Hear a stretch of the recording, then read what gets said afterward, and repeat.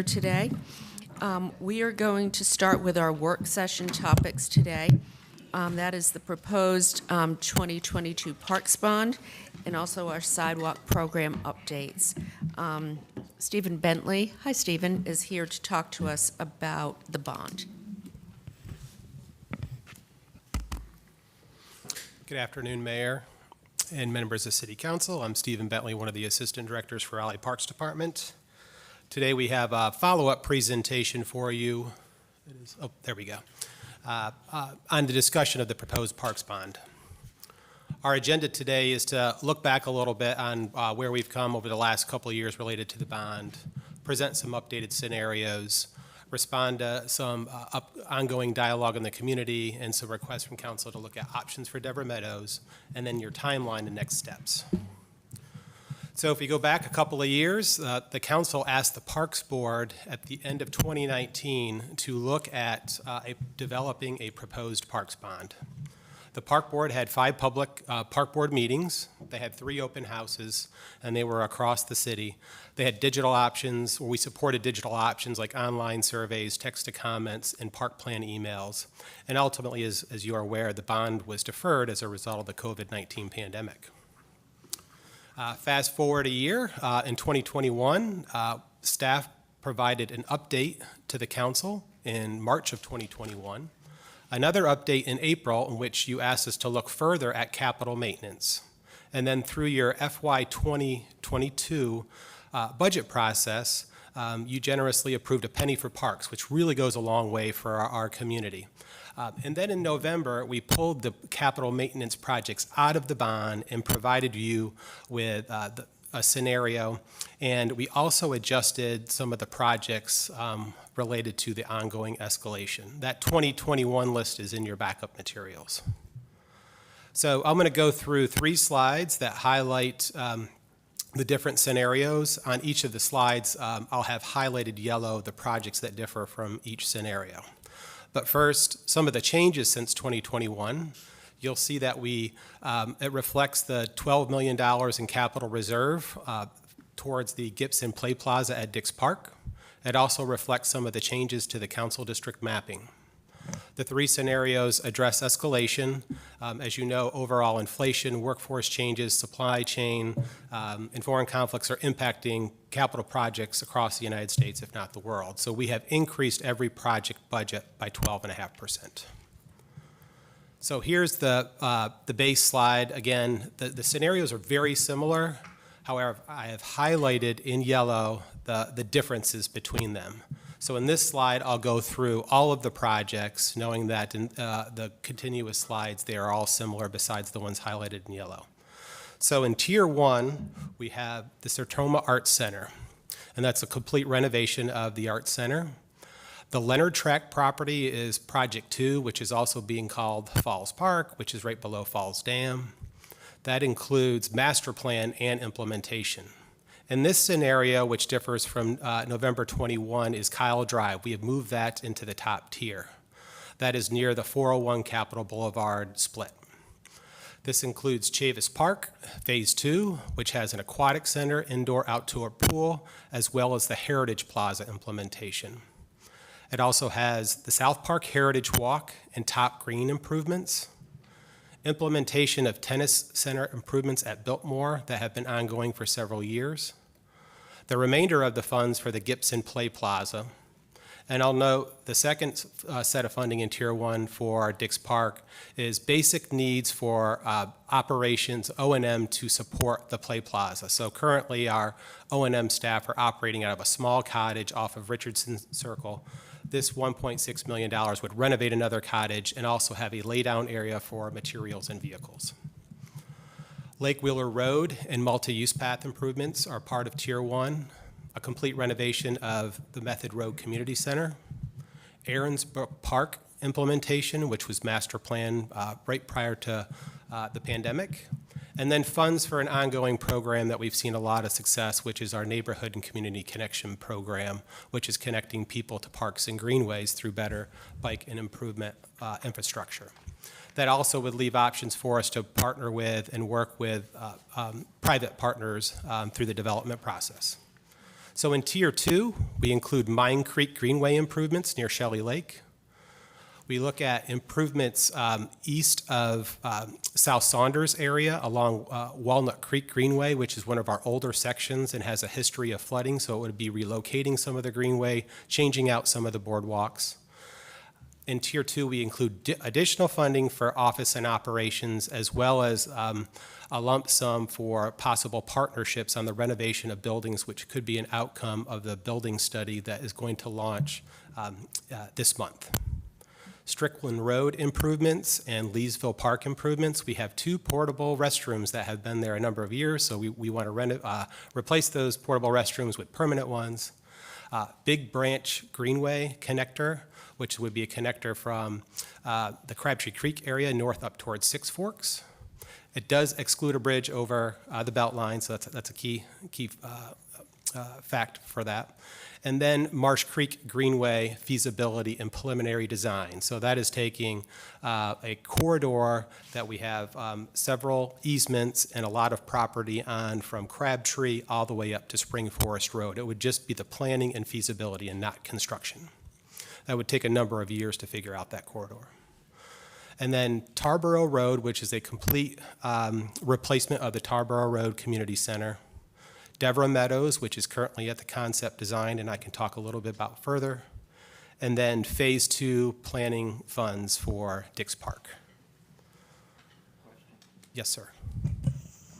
Just a request, actually. This presentation is not in board docs, so that it's not possible to follow along like I would like. I'll ask the gentleman sitting behind the city manager if he could load it into board docs. Okay. Thank you, sir. I'll go on to the second scenario. The second scenario, again, all the projects remain the same besides the ones I have highlighted in yellow. So in this scenario, we move Kyle Drive back to Tier 2. We bring in improvements to Green Road Park, which would be replacing a plaza area outside the community center and restrooms. And then we increase, nearly double, the neighborhood and community connections and public-private partnership funds to include roughly $11 million. And then the third scenario, Kyle Drive remains in Tier 1. We move Marsh Creek up into Tier 2. Green Road moves to Tier 3. And then we add in Lake Lynn Trail paving with the 2014 funds, bond funds. We were only able to pave half the loop, and it's one of our most popular locations, so this would pave the remainder of that loop. So I'll come back and ask you some questions related to those scenarios, but I did want to cover the bond scenario's anticipated tax impacts. It's based off of the value of a penny, which is approximately $7.8 million. It's also based on the median value of a City of Raleigh home per Wake County in 2021, which is $256,000. And the current tax rate is 37.30. So we have 3 scenarios that we have shared with you today. At a $200 million scenario, which would also include $7 to $9 million worth of operating impact, that would have a penny to support impact of 2.79 pennies to 3, which equates to roughly $71.46 to $78. So that range is the $200 range. That is an annual impact on a homeowner. That home costs $256,000. At $250 million, with a $9 to $10 million operating impact, that equates to 3.51 pennies to 3.64 pennies, which means that is $90.15 to $93.44 annual impact on a homeowner. And at the highest scenario, which is $300 million, with an annual operating impact from $10 million to $11 million, that equates to roughly 4.11 pennies to 4.24 pennies, or $105.55 to $108.84. We've had a lot of community conversation about Debra Meadows, and we've had requests to look at options for Debra Meadows. So this is a follow-up to that. As a reminder to the council, we went through a public process and we are at the concept stage. In the current bond scenarios that you saw today, there is $18 million for Debra Meadows. That includes a full build-out of a restored stream, a greenway, a constructed wetland, 2 plazas, small interior lawns, and art walk, so a full realization of the concept plan. What staff has looked at is 2 scenarios. Just an environmentally focused scenario which looks at demolition and remediation, stream restoration, and naturalization of the site, but has no greenway and no public amenities. That would equal about $9.5 million to $10.5 million in the parks bond, so it brings the impact almost down in half. If we add the greenway in, that takes us to about $11.5 million to $13.5 million in the parks bond. Staff is also looking at other options for funding opportunities. That includes working with the stormwater department on increased stormwater contributions, as well as public-private partnerships in the area, and with development, the current facility fee collections in that area. So the questions before you today, the policy guidance we're seeking, is determining the direction and narrowing the value of the proposed bond for fall. So ultimately, what is the bond amount or bond range the council would like to pursue? And then within that range or that value, what are the priority projects that you would like to see staff added in? Could you go back to scenario 2 and 3, please? Yes, ma'am. Run through that again. Yep. So this is scenario 2. This includes Green Road and keeps Kyle Drive in Tier 2. It also increases the Neighborhood and Community Connections Program, which is connecting people to parks and greenways through bike and pedestrian infrastructure. Also provides the opportunity for public-private partnerships related to those connections. And what about 3? 3 moves Kyle Drive back into Tier 1. It pulls Marsh Creek feasibility up into Tier 2, provides improvements to Green Road Park, and then completes the unfunded portion of the Lake Lynn Loop, which is currently just starting construction. And what district is that? Can't see. Lake Lynn is in District E. E, okay. All right, do we have any questions from for staff? Just as a reminder, within either any scenario, the tiered used to have, within these, there were scenario 1, 1 and 2, 1, 2, 3. Once we decide on scenario 3, does that tiers go away, or is that still an ordering of when the bond proceeds would start paying for the individual projects, or do we? Yeah, fair question. So the tiers are based on priorities in which we've heard from the Community Park Board and Council. So Tier 1, I'll use the example of scenario 3. Those are the highest priority projects we have heard. And then the next tier, Tier 2, would be the next set of priorities. So if council wanted to pursue all of them, we would advance and move forward with them. We could work with you on the ones that you want to advance first as a priority, and that would be our recommendation. We break this out over a 5-year period, so some start in year 1, 2, and 3, and then construction starts a few years later. That would be something staff would need guidance from you all on which project should start first. So once we decided on, let's just say scenario 3, then and the bond passes, then we would prioritize which of these. It wouldn't be necessarily this order. We would go back and prioritize within that. You would not have to wait until the bond passes. Okay. We could work with you on that prioritization beforehand. Okay. Thank you. Okay. I have a question related to Debra Meadows.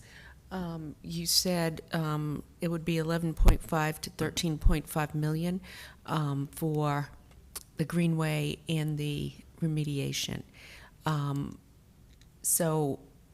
But the full price is included in there. The full price is included in the current scenarios that we're showing. Yes, Mayor. It's 18 million in all the scenarios. Okay. Councilmember Melton? I have a follow-up question on Debra Meadows, and we do need a new name for that. So are we Yes, working? we okay. are. We actually collected ideas understanding its history. So as a part of adopting the plan, when we brought it forward to council, we were going to bring forward a naming change. Can you put the slide up with the options? The first one, the environmental focus, stream renovation, demolition, remediation, no greenway or public amenities. I guess I'm confused. So does that mean there will be no way for pedestrians or cyclists to access the park? That's correct. So we looked at the basic responsibilities and function is that we have a site that needs to be remediated. So we would demo and remediate. It would allow for the opportunity to phase in future public amenities. Okay. So I think one of the issues with that piece of it is right now we have a polluted parking lot. So I definitely think we need to do the remediation, and we have a stream that's buried there due to some poor land use decisions decades ago. And I'm all for that, but I don't know why we would spend the money and then not make it accessible to pedestrians and the public and the cycling community. And I know with that piece of property in particular, it's really a missing link from North Raleigh into downtown and then onward south. And so I would think that if we're going to do anything short of the full master plan for Debra Meadows, it at least has to be the environmental remediation, stream restoration, and some sort of In the bike greenway. ped access. Okay. And then my other question is if we did decide to proceed in the interim with something, with something less than the full master plan, would that then shift Debra Meadows into a higher priority on the list? Could it shift it higher in the list, or will it stay sort of at 3? That's guidance we're seeking from you today. Okay. So one thing we could do is ask that the dollar amount for Debra Meadows be included at 13.5 instead of 18. Is there consensus on that?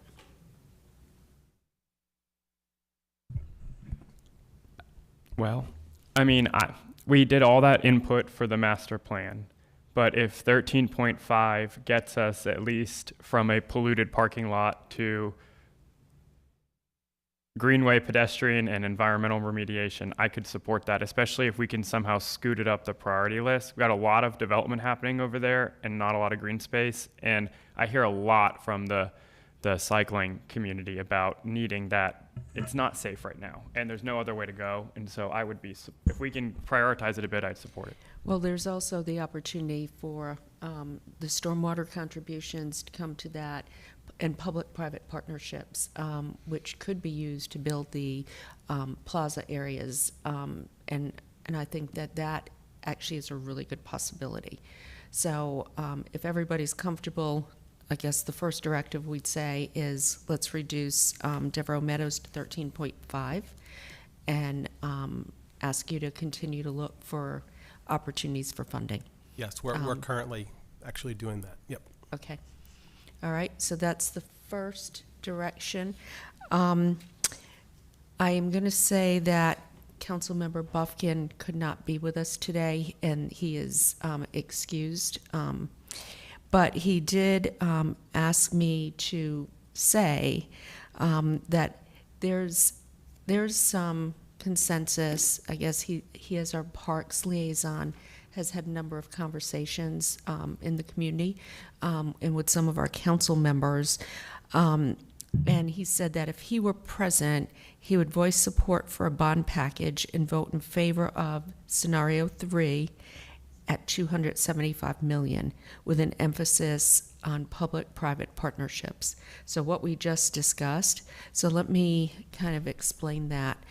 That would be short of the 300,000, but I think what we would like to challenge staff with is a whole new way of thinking about our parks.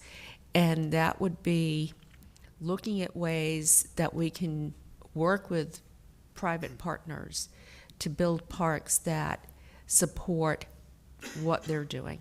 I'll give you an example. Big Branch. That Greenway connector is in a spot where major development is occurring. Can we partner with people who are constructing, like working on construction projects right now there. I think that would be, something we'd want to look at. Would Tarboro Community Center, that's going to be on our BRT line.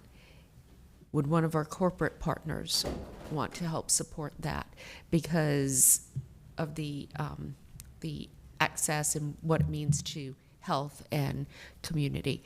So I think what we're saying is, I think we'd have to have consensus on this, but $275 million bond, and looking at ways that we can either phase or create public-private partnerships to get all of the projects on this list done.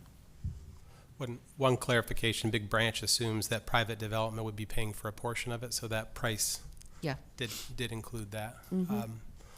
One consideration, would you be interested in seeing staff rescope some of these to get to 275 and then adding back in those scopes if we get the public-private partnerships related to some of the projects? I think whatever way makes the most sense. Okay. To do that, and then we can provide you with feedback. Okay.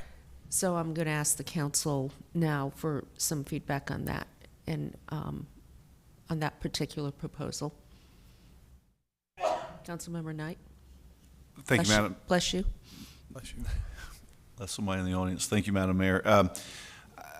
I like that approach. I support that approach. I think when we look at scenario 3, we just took off $5 million, so we're down to 295 on that, and then we're missing about 20 million. I would certainly focus on the larger projects for the PPP aspects to be included, not the smaller projects, because I think that's where there's more opportunity, and that's where they're also going to be near places or things where I think more folks could help out from the private side. So I would definitely focus on those larger projects for a PPP. Thank you. Thank you. Councilmember Melton? I don't have anything else to add, I don't think. I'm fine with that, yeah. I already carved off $5 million for us, so. Thank you.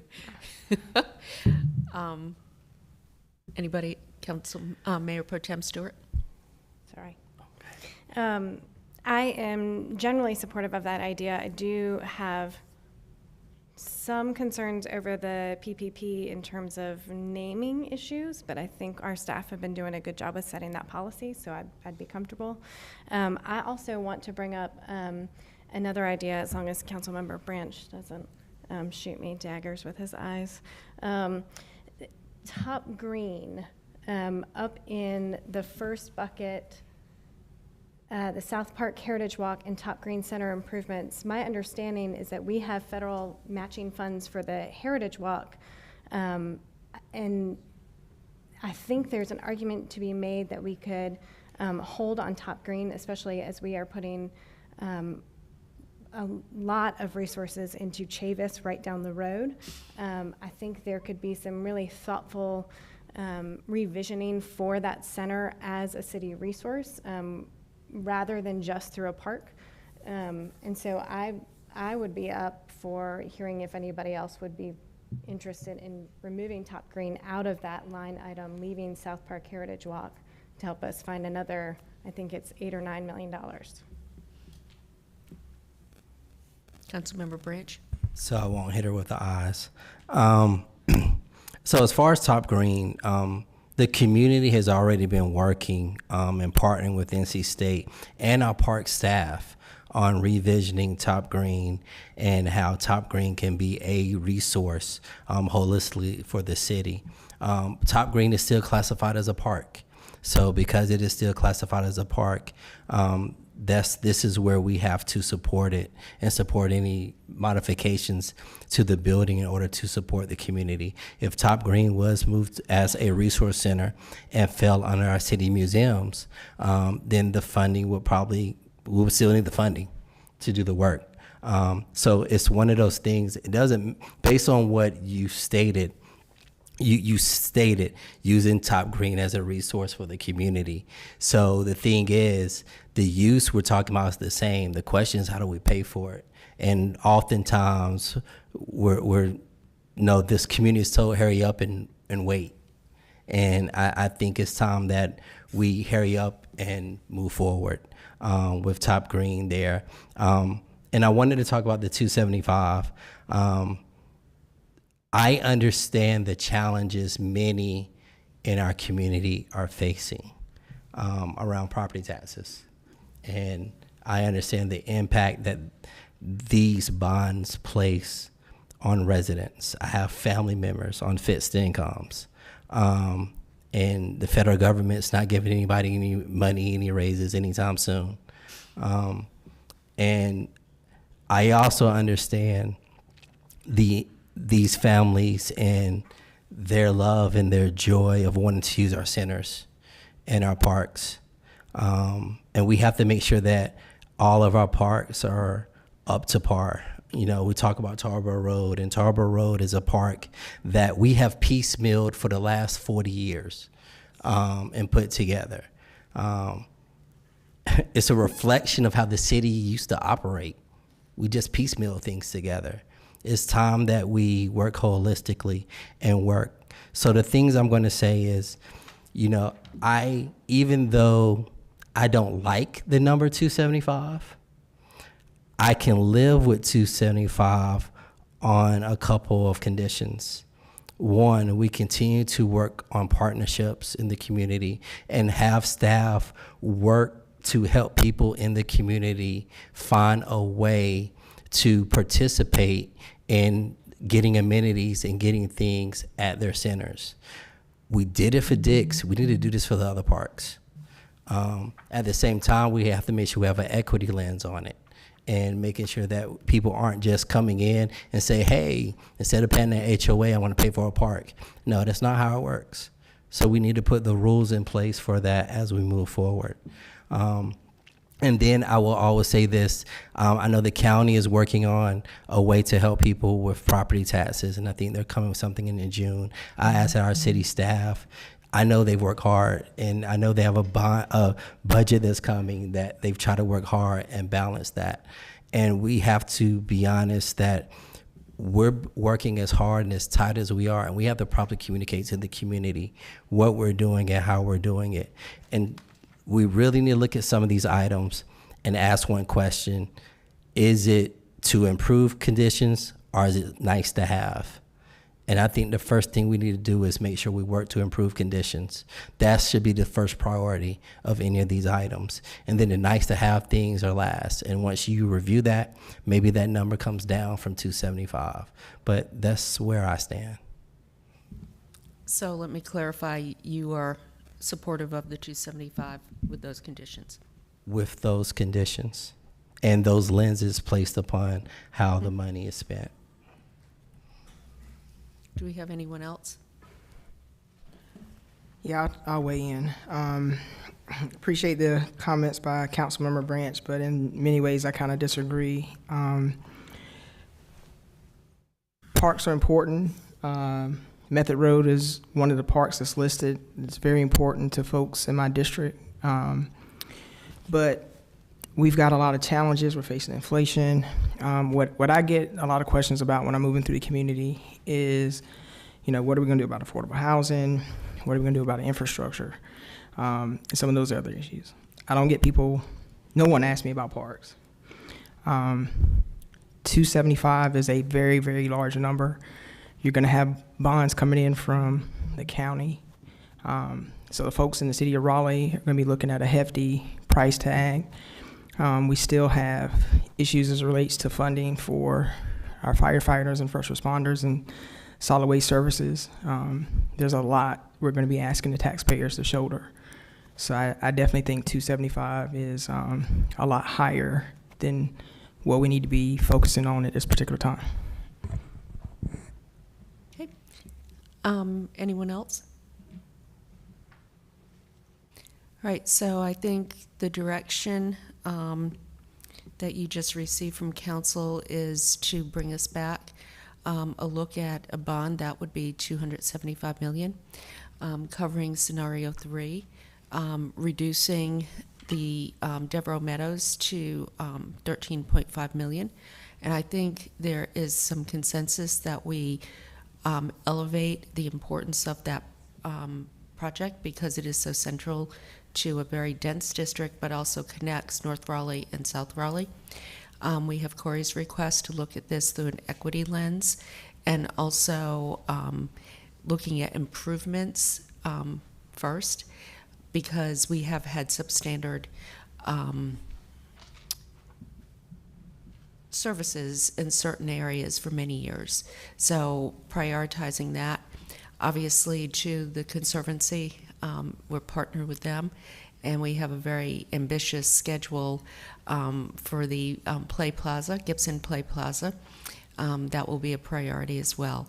But I think one of the things we're really asking you to do when you bring this back for a vote is help us understand how we could get to that, well, it would be now 295 number through phasing and public-private partnerships, what some of those options could be. Do we have any additional comments to what I just, I hope, captured the sentiment of the council? Okay. Stephen, do you have what you need? I do. I just put up for reference purposes your next steps and your timeline. So we'll be back next Tuesday. We'll work to have a revised rollout for you based on the guidance we received today. Your first vote, formal vote, is on June 7th, which is the purpose of the referendum and the dollar amount.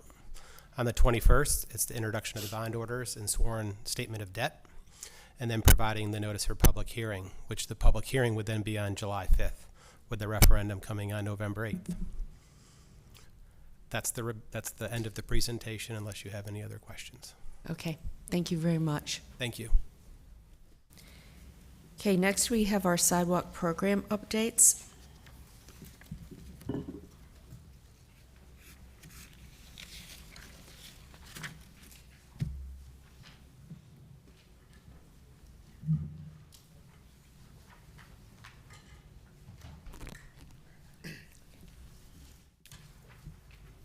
Good afternoon. I'm Jason Myers in Transportation.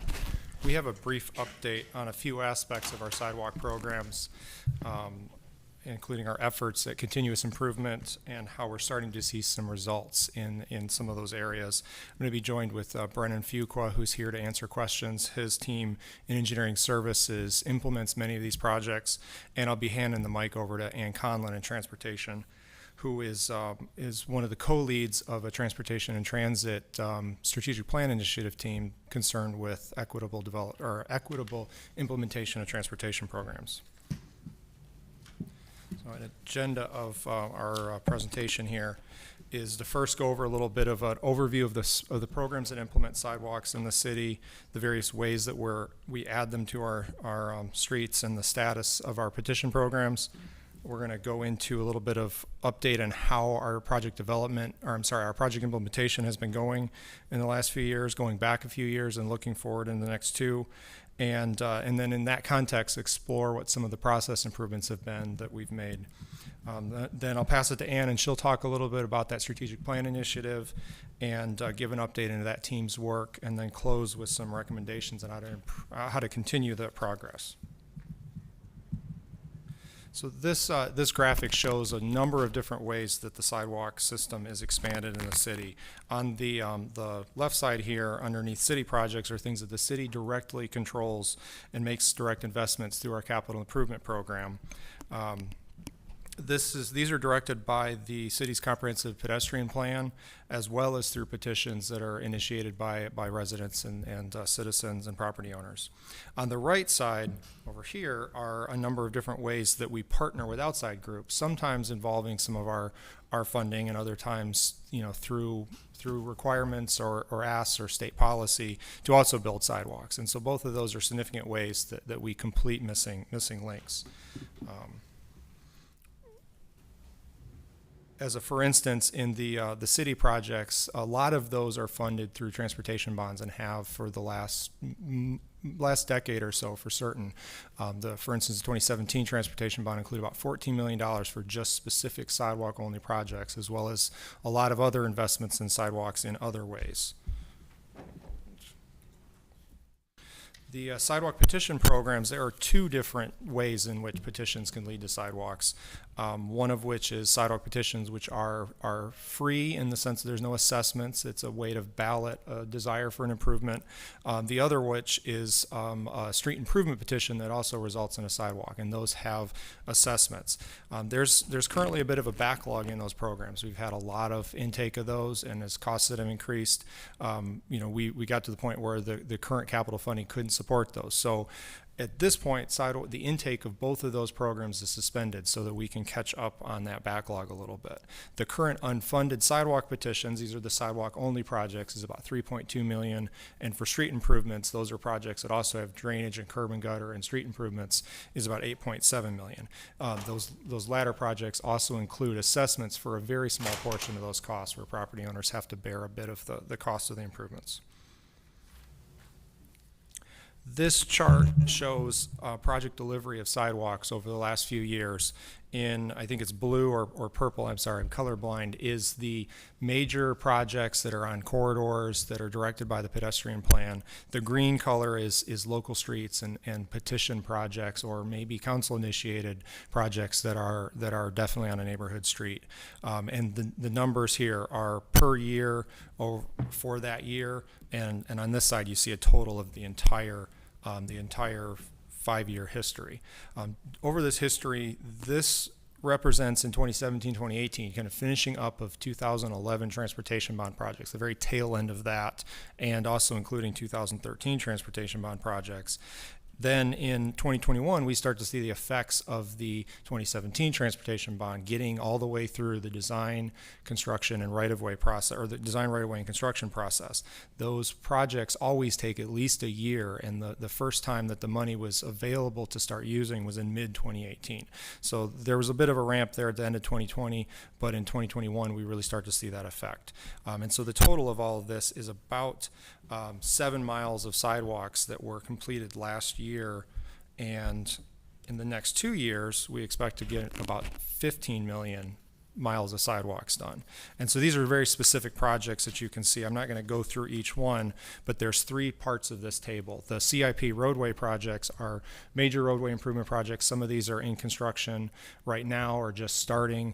These are places where we're making complete streets improvements, and sidewalks are a part of that. In the top up here, in the top left, are petition sidewalks. Those were instituted by neighborhood petition. And on the bottom here, we have ones that are directed by the pedestrian plan. They're on more major corridors. And so there's a pretty even split between those 3 different programs of about 15 million. So it's a little bit more per year over the next 2 years than we had over the last year. Let me clear that for everybody. So we were supposed to go with this one first, so I'm going to back up when I'm done with this one. So a number of different process improvements have been instituted by engineering services over the last few years. The first is resources. By that we mean both the project management resources of city staff, both the project managers and surveyors and the folks in the city attorney's office who negotiate condemnations, and real estate who negotiate offers. There's a lot of different city resources going there, but also the capital funding to go to bids and purchase of right-of-way and easements. And that changes to how we've done these projects over the last few years have helped use those resources a little bit better. There was a lot of projects that we put to design consultants to try to get done by the outside to get them done quicker was the hope, but that cost a fair amount of engineering fees. We are trying not to do that as much anymore, and are trying generally not to do that. By utilizing in-house staff, we can be a little bit more nimble and we can be more efficient. A couple other things is that we've stopped a process that was tested a few years ago to bundle a bunch of projects together and make a very large and what we thought would be an attractive package for a engineering firm to pick up. And what we found out is that any number of little things can get complicated in a project, and when they're all bundled together, they go as fast as the slowest part of that. And one of those projects gets held up in a right-of-way issue or a condemnation or a permitting issue or a railroad coordination issue, and the whole batch sits and waits. So at this point, engineering services is designing them as individual pieces, and then when they're all ready and everything's ready for them to be bid out, then sees what's ready and bids out a larger package for construction together, but they're all permitted and the right-of-way acquisition is done independently. That's a way to help the project delivery process. In terms of engagement and property acquisition, we are now engaging property owners a fair amount sooner than we used to, partly so that we can get more quickly into understanding what the impacts to the property acquisition process are and hopefully reach settlement sooner. Another aspect of that is, and this is true for all transportation projects now, we go to council very early for authorization for condemnation and try not to utilize that, but have the flexibility to move quickly into construction if it doesn't seem like we're going to be able to reach a resolution. That helps provide some time for negotiation on holding the project up at the end. Now I'm going to go back to so looking at that entire, kind of timeline, that takes at least a year for the absolute simplest, smallest sidewalk project, and usually takes a fair amount more. This chart here kind of shows a timeline of various steps, and part of it makes a point of comparison to traffic calming, which is a program that has been able to accelerate delivery quite a bit. And I want to point out how some of things are very different there. Because traffic calming projects, as they're done now, are done completely within the curbs and do not affect drainage and don't go outside of the right-of-way, we don't generally have to do surveying, we don't have to do permitting for adding impervious surface or or disturbing soil and managing erosion control. So those projects can go very, very smoothly through the design process and right into bidding. Similarly, if we stay within the right-of-way, we don't have to negotiate with property owners. We just get the plans approved, get somebody on board to build them, and go out and do that. So that is one way in which sidewalks can't really be quite as fast as traffic calming, unfortunately. But by making the design process as nimble as possible and moving quickly and smoothly into right-of-way acquisition, we are able to compress this timeline now compared to what we were doing a few years ago. And at this point, I'm going to hand it off to my colleague, Ann, who's going to talk a little bit about the strategic plan initiative team's work. Okay. Good afternoon. Ann Conlon in Transportation. To make this the right height. So I am co-leading the strategic plan initiative with Letitia Holmes in the planning department, and we are tasked with basically an equity review of all transportation programs and policies. No small task, so where we've started, along with building some tools in general to be used across the department, is with a review of the Sidewalk petition program. And we began with an equity lens review. Here's just kind of a brief snapshot of what we found through that equity lens review. In short, we mapped all of the petitions we've received over the last decade and all of the needs on eligible streets, and we're finding that petitions are overrepresented in affluent areas and they're overrepresented in whiter areas.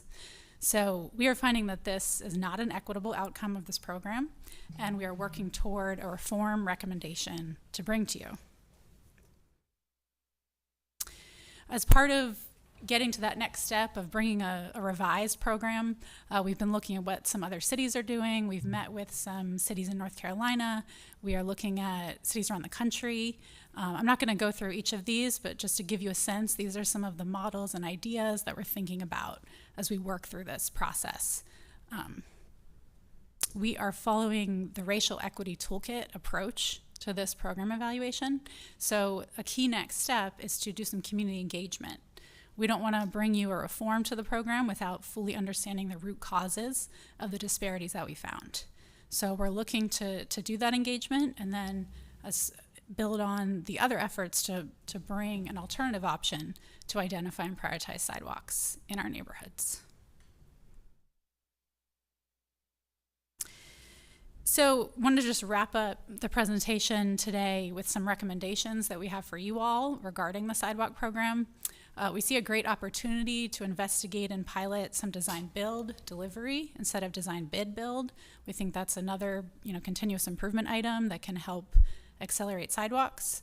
As part of the research that we've done through strategic plan, we're finding some cities looking at lower cost alternative options, and that's something that we could explore more. We recommend completing those remaining sidewalk petitions that Jason mentioned as funding becomes available while we work through the reform of the petition program. And as I said, we're recommending some community engagement as part of the strategic plan initiative. And then we'd like to bring a program reform revising the way we select and prioritize sidewalks in neighborhoods. So with that, we welcome your questions. Do we have any questions for staff? Mayor Pro Tem Stewart? I first want to say thank you. This was an idea I know I, at least, but I know others as well, have been talking about for a while, and it is fabulous to see. It's a little depressing, but having the data is, I think, the first step. So seeing where the inequities exist and kind of diving into that, doing some more community engagement, I think is crucial. So keep going. I think it is another example of taking a comprehensive, holistic look at our issues instead of waiting for folks to come to us and responding that way. I have heard over the years in different parts of the city that and I think community engagement will help with this a lot, that there are concerns about not wanting sidewalks for fear of having property taken away or increased gentrification to their streets. And so I think we've got to do a lot of community engagement as we're doing more research on this and making sure folks understand values of sidewalks. I'm also really curious how we will start prioritizing sidewalks moving out of this. I think there's a lot of research out there that shows that those last mile gaps, whether from transportation or schools, is kind of the way to go. So I'm really excited about this work. I think it's great, and keep going. Thank you. Councilmember Branch? Yeah, definitely. Thank you for the presentation, and I like where you're going and what you're doing. My only question is, you said retain a consultant to conduct community engagement. I think we just hired the best consultant you can probably ever find, community engagement. So I would say let's try to utilize in-house resources as much as possible instead of just hiring a consultant. Yeah, absolutely. I just want to say we have met with the Community Engagement Office and have been discussing that option as well. So thank you for that. I'm sorry, what? I agree with what Councilmember Branch said. Okay. I didn't quite get the hand motion. It's like, yeah. Thank you. Councilmember Knight? Thank you, Madam Mayor. Thanks for the presentation. It left me wanting more, but also expecting more. I think you didn't go deeper in other areas of our larger sidewalk program, which I'm very interested in. So it sounds like with the petition program, you got a way forward on that. I do think, Madam Manager, we do need to find a way to pay for those that we've already committed to, that the past petitions. So I hope, and waiting on a future bond for that, I don't think is fair to those. I know of a few that have been out there waiting 7, 8, 9 years. At least that's what they told me, which is just, that's not good. We've made the commitment, and we need to take care of those commitments to those projects that that are already in the pipeline, and then go forward with the way that you're talking about.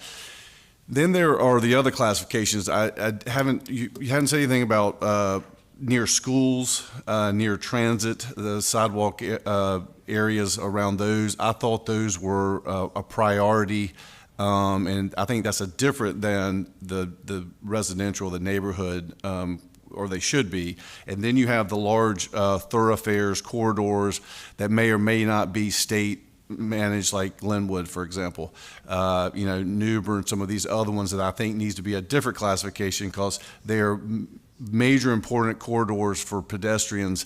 And at least I know that Glenwood, for example, you go a block, there's a sidewalk. You go another block, there's not. And I get that's based on past land use decisions and also when those properties were developed, et cetera. And then that brings me to the aspect of PPP in some of these where we can incentivize property owners. These are amenities, right? For if they're a owner of a commercial building for those folks that are working there. But also it's important for people using it, getting to there, and so we need to find a way that more commercial property owners are providing these necessary ways of transportation, modes of transportation. So I think we got to continue to look at that aspect of this as well. So I'm looking for more in these other, the non sort of traditional, the petition classification. That sounds like y'all are moving forward on, but these other areas that I don't feel like are being covered well enough or focused on well enough by or what I saw today. Thank you. If I may, I may have been a little bit brief on a few of these. Most of the process improvement things we talked about were meant to be all sidewalk projects, both the comprehensive pedestrian plan as well as petition.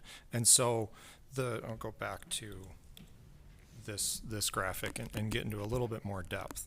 The comprehensive pedestrian plan gives us a prioritized list of missing sidewalk projects throughout the city. They are mostly on major corridors, but they're not only on major corridors. And we work down that list in the projects that we can add sidewalk to an existing street that is otherwise built out to our comprehensive plan. And so when I go back to the projects that are about to go under construction, these sidewalks on Lewisburg, Lewisburg is under construction right now. There's some sidewalks on Capitol Boulevard and Maywood, Wade Avenue, Wake Forest. Those in this kind of lower right here are directed by the pedestrian plan. Some of those projects have been out there a while. There's some of those ones that got bundled together, got held up in various issues, and are very near bid. And my colleagues in engineering services can tell you more about the exact timeline of those. When those projects are complete, to the extent that we have available funding, we'll be able to work our way further down that list. And I think internally, transportation staff has been thinking a lot about how do we pick the best projects from that list, understanding a little bit of what's happening, how to be cost effective with that piece of investment. The other aspect I wanted to mention is that that prioritization considers transit, it considers access to any number of destinations. It considers whether there's been crashes, how fast the street is, and it's trying to put sidewalks in places where they should be most useful. That same scoring methodology helps us lead to pick which major roadway and projects we do, but they're getting picked for a number of other reasons as well. It's not just the sidewalks. So to get back to these projects here on Tryon Yonkers Pool, those were done for a number of reasons, of which sidewalks was a small part of, and that new projects there will be a next transportation bond sort of discussion, of course. I think that might help a little bit. It may not alleviate your concern, but it is very much an issue where our process improvements are for all of these, especially the sidewalk only projects. Thank you. Thank you. That's somewhat helpful, but I think I need a little more clarification. But also, I do think the delivery has to occur quicker, and I'm glad that y'all are looking at that and working on that aspect of it. Once they're in the pipeline, these things we got to figure out a way to move them quicker. So I appreciate you working on that. And I may ask for a follow-up on these non-petition sidewalk areas, but thank you very much. I just want to thank the staff for a great job and for the work you're doing. This is important for all the reasons already stated. So thank you. Okay, that is the end of our work session. You have 5 minutes before we start our public hearings. Thank you.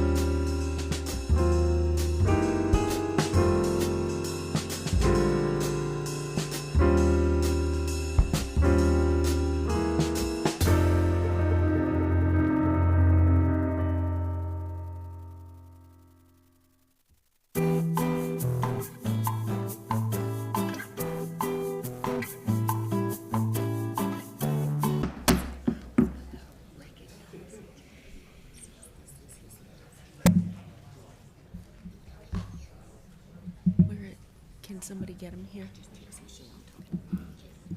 Okay, thank you. All right, everybody, we're ready to start our public hearing process. Again, Councilmember Buffkin is absent and excused. So we're going to start with the Sandy Fork road widening and street improvements. No one has signed up to speak in support or in opposition. This is Jason Myers of Transportation. Danetta could not be here today.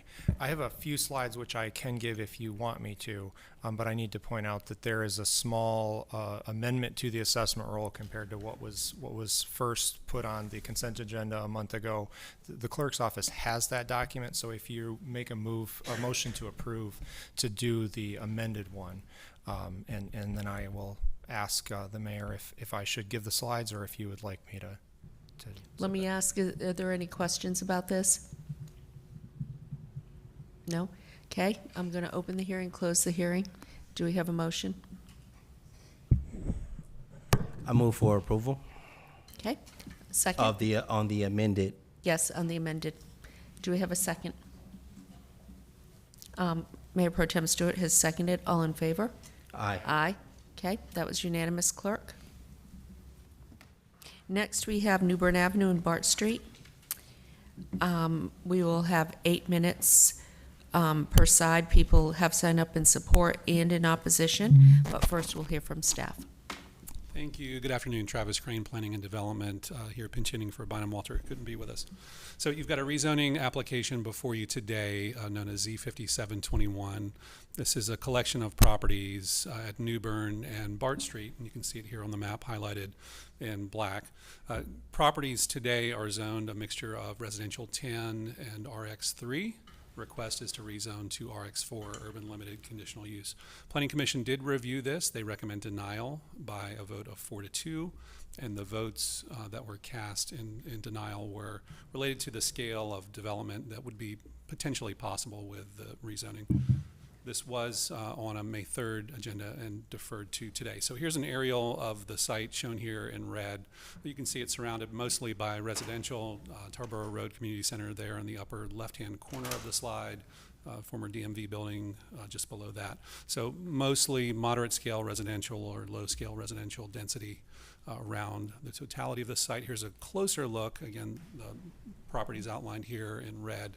It's got 3 existing structures on it that are unoccupied at this time. You can get a good look here of the confluence of Pool Road and Newbern Avenue and Edenton where it splits. So here's a street level view of the property shown in red. This is a good view of the topographic change from Newbern Avenue up towards the site. Here's a look from Battery Drive. Again, you can still see that topographic change from the street. And this is on what I'll call the backside of the property on Bart Street, looking at the property there shown with the red outline. So applicant has offered 3 conditions here.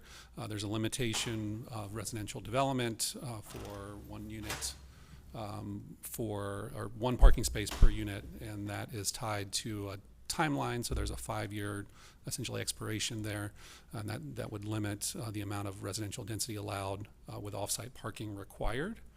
It would limit another condition limits the retail square footage to 4,000 square feet. And then this was a discussion that came up at the Planning Commission. It would make the site available for an archaeological study because there was some discussion about some historical actions that might have occurred on this property. So here's a good look at existing versus proposed conditions from a zoning standpoint. As you can imagine, the density increases, the number of potential units increases because of that RX4 zoning. Increase in office and retail square footage would be possible as well. So this is consistent with the comprehensive plan. It's consistent with the future land use map, which shows this as appropriate for neighborhood mixed use and moderate scale residential, and consistent with the urban form map, which shows this as near a location of a transit station area.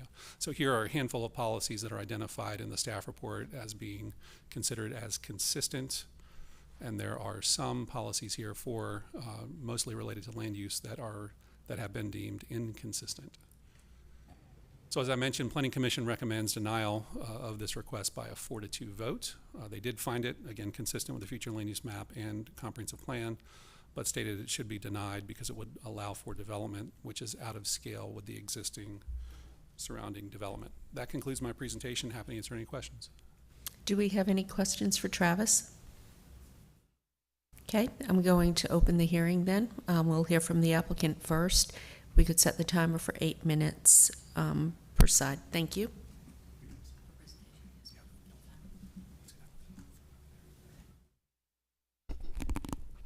Who's going to pull it up? You got my presentation? Oh, okay. You got it.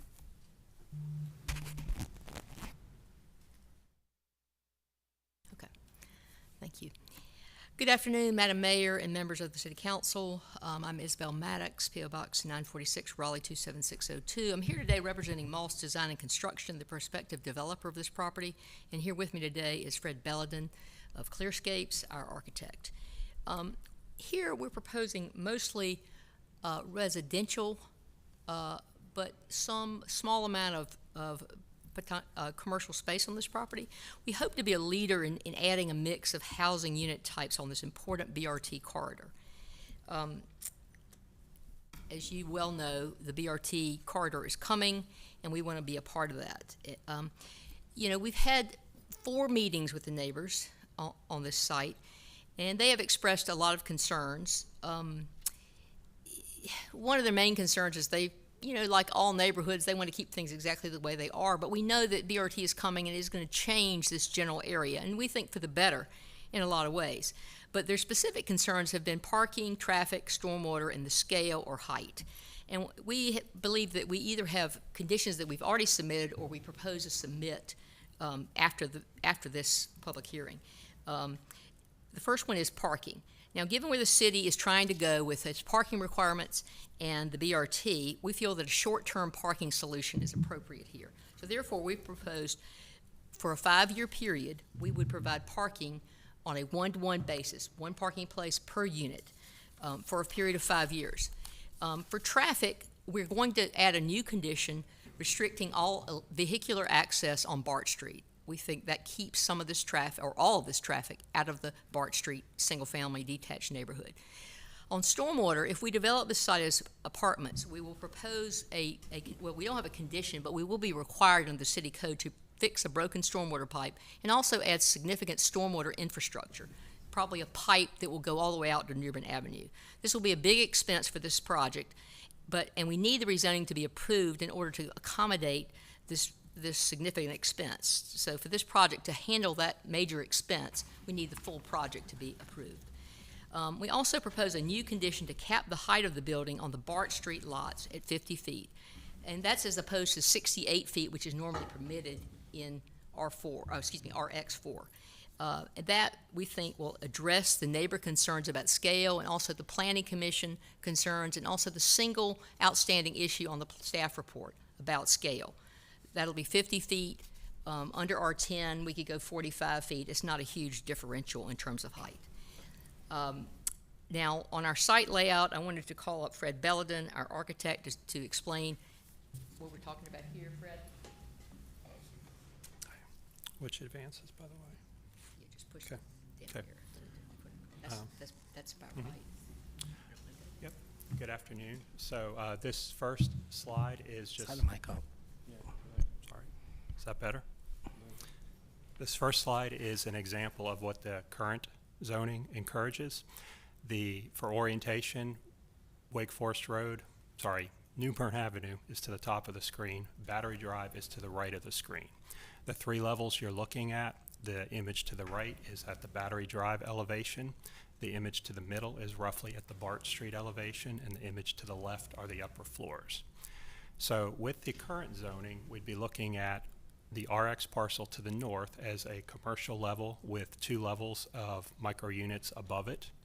And then for the R10 parcels, we'd be looking at duplex infill with the grade located up at the Bart Street elevation, maintaining the existing parking access off of Bart Street through the neighborhood and expanding it to accommodate additional parking. In contrast, if you look at the rezoning development proposal, this scheme would allow us to take better advantage of the grade change that occurs naturally across this site.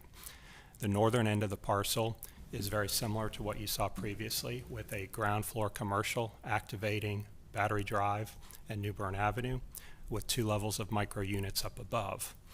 In contrast, the 2 parcels to the south would allow for a concealed parking level excavated into the side of the hillside with 3 live-work lofts that front Battery and help to activate the sidewalk, and then 2 floors of conventional units above that.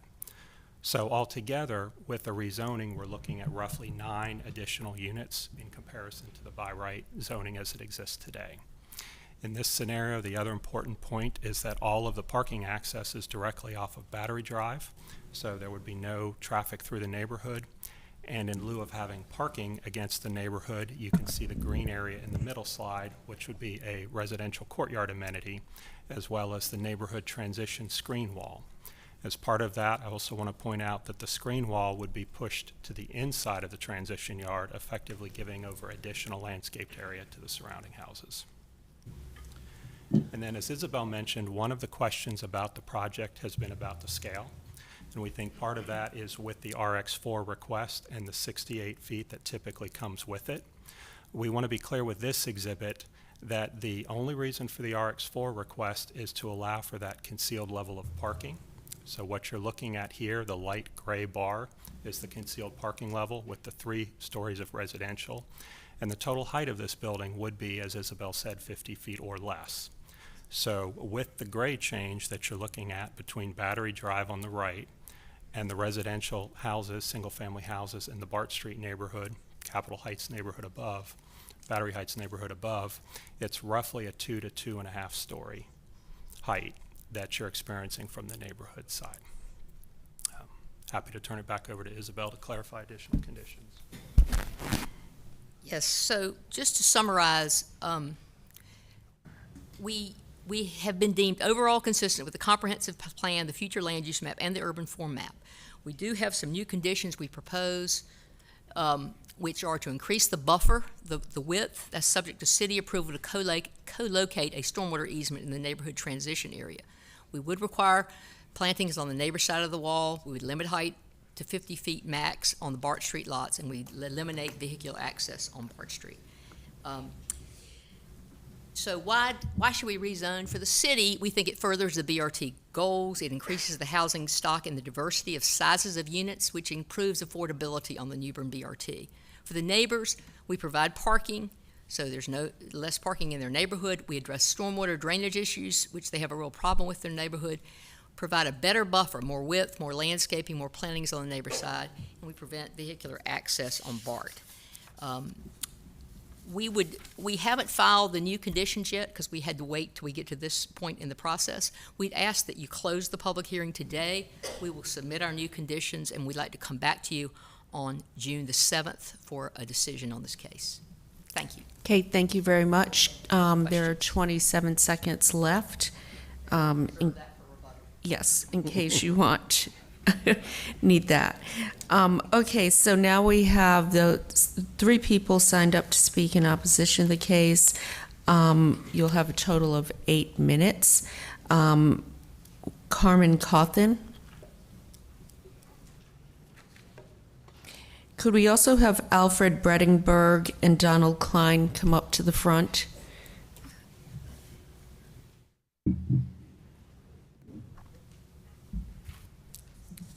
Hi, I have copies of my remarks, and Mr. Bredingberg sent packages with his information. Can I just put them here? Please hand those to the clerk. Oh, I didn't come that way because it's staff.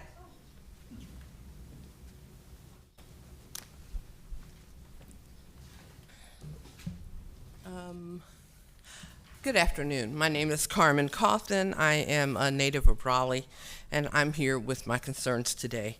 I have shared previously with the members of the council and the planning commission about original black neighborhoods in Raleigh that were created at slavery's end and were notoriously smaller lots created, made for profit, and people at that time couldn't afford to buy property. So the lots were very small. And so that's why we see smaller lots in terms of gentrification with taller homes in southeast Raleigh. Transit is important and has always been important in the black community. And while it's important, black citizens deserve the same peace of mind that white citizens do in their neighborhoods, and they would not appreciate this type of thing built right up on the back of their homes. The development will have a large footprint that will impact the backside, or what people are seeing out of their windows. Traffic will increase as well. Even though the BRT is coming, I don't think that people are going to all give up their vehicles. Battery Drive itself is a very curved street, and is just it's a blind curve. And I don't know what I'm doing here, making stuff move on the screen, but sorry. You're fine. So traffic will increase. Bart Street is one of the narrowest streets in Raleigh, and we appreciate the additional condition that will be coming forth that will make sure there is no vehicular access. It is already difficult with all the new houses there, that generally the street has cars parked on both sides now. This is weird. Okay. Other concerns are stormwater issues that residents on Bart Street are already having to deal with right there at that property. And at the last community meeting, the developer told us that, you know, if they didn't get their rezoning, they would not do anything about the stormwater issue that is on their property.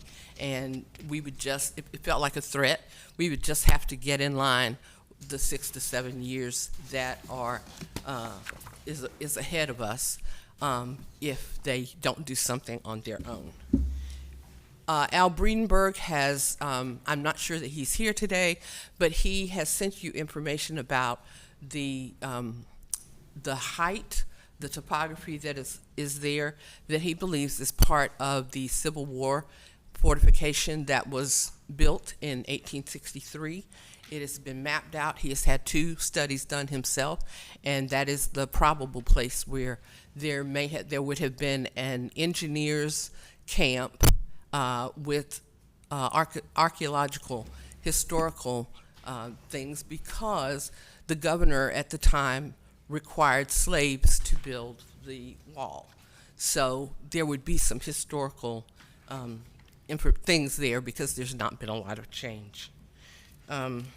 There are also on Bart Street 4 of the Confederate old soldiers' homes that we have just been able to find verification of what the owners of the homes have told us, that the cottages were purchased where the old DMV site is today and transferred to Bart Street. 4 of those cottages still exist. We just found that out in February. And this is still an opportunity for the council to have to pursue naturally affordable housing. Housing that is built at the size that this development is calling for, at $200,000 to $250,000 for 360 to 500 square foot living spaces. No one in the neighborhood can afford to do that. And the consistent conversation that we've had with the developer has been that they're building this anticipating that people who work at Wake Med would have somewhere to live and be able to ride the transit. And while that is admirable, the people who live in Battery Heights have been being forced out due to gentrification, due to oversight of the neighborhood for many years. I just don't think it's fair. And I understand we live in a capitalistic society, and economics are a big piece of this. But I would ask you to consider, if the council is looking at affordable housing, this is the only block on Newbern Avenue that is mixed business and residential for the entire BRT line. And it's a consideration that needs to be taken into account. And so the prices on these apartments and condos are more than I, a retired state employee, could afford to buy. And that's sad, and that keeps happening in our neighborhoods. And I hope that you will consider and follow the plan and the vote of the Planning Commission. Thank you so much. Thank you. Could we hold that, the timer? Alfred Bredenberg is not here. Donald Klein.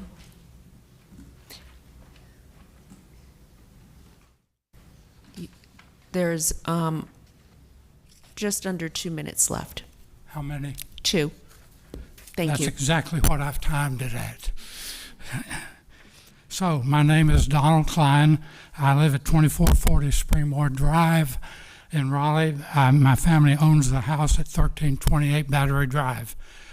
2 minutes, but I'll be glad to take any questions afterwards. I am not a NIMBY. I support the bus rapid transit.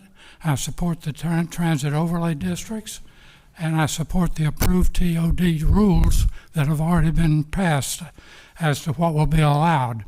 The exact lines of the TOD will be finalized within, I'm told, about 6 months, and that should not be controversial.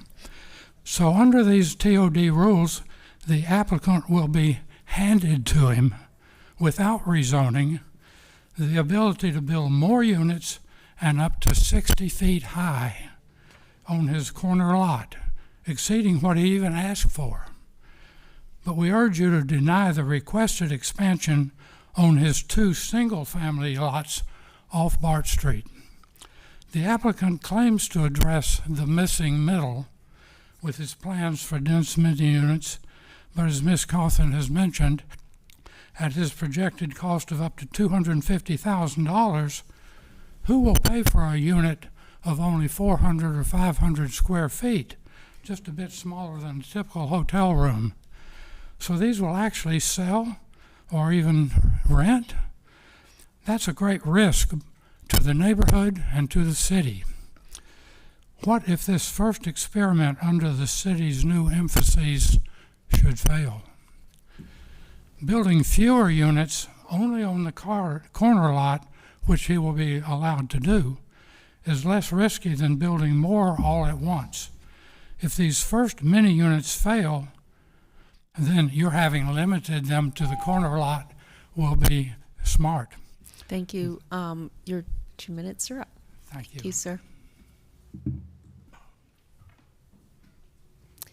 Could we put 27 seconds back on, please? I just want to say one thing. Hold on 1 second. Sorry. Let's get the timer up. Okay. Okay, I just want to say one more thing. The price, the for sale price for the micro units that we're proposing, it's not been determined, but if it's $250, there's nothing much in Raleigh for $250. We all know that. It's a high price for a small unit, but I think there will be a market for that.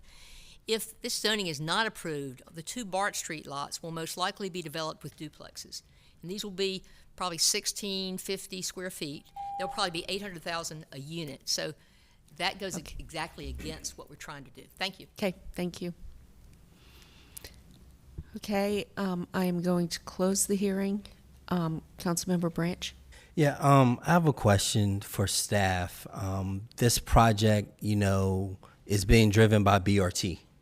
And with Bart, Pool Road, and Newbern Avenue right there, that corridor in that corner, how is BRT impacting this street and the alignment? If staff could just give an idea of what BRT will do here, because I think that also impacts the alignment of maybe this development or parking. If we could pull the presentation back up, I can explain the answer to that question. I'm Jason Myers of Transportation. Let's see. And I will take over here. Nope.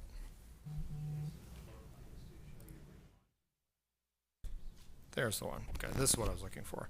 So this aerial photo is the existing condition of the way Pool, Newbern, and Battery all meet together right now. And so unfortunately they're not in the slideshow right now, but if you go to the city's BRT website, you can look at the draft plans, and what is planned to happen is to bring this street kind of out like this and bring Battery in more of an angle.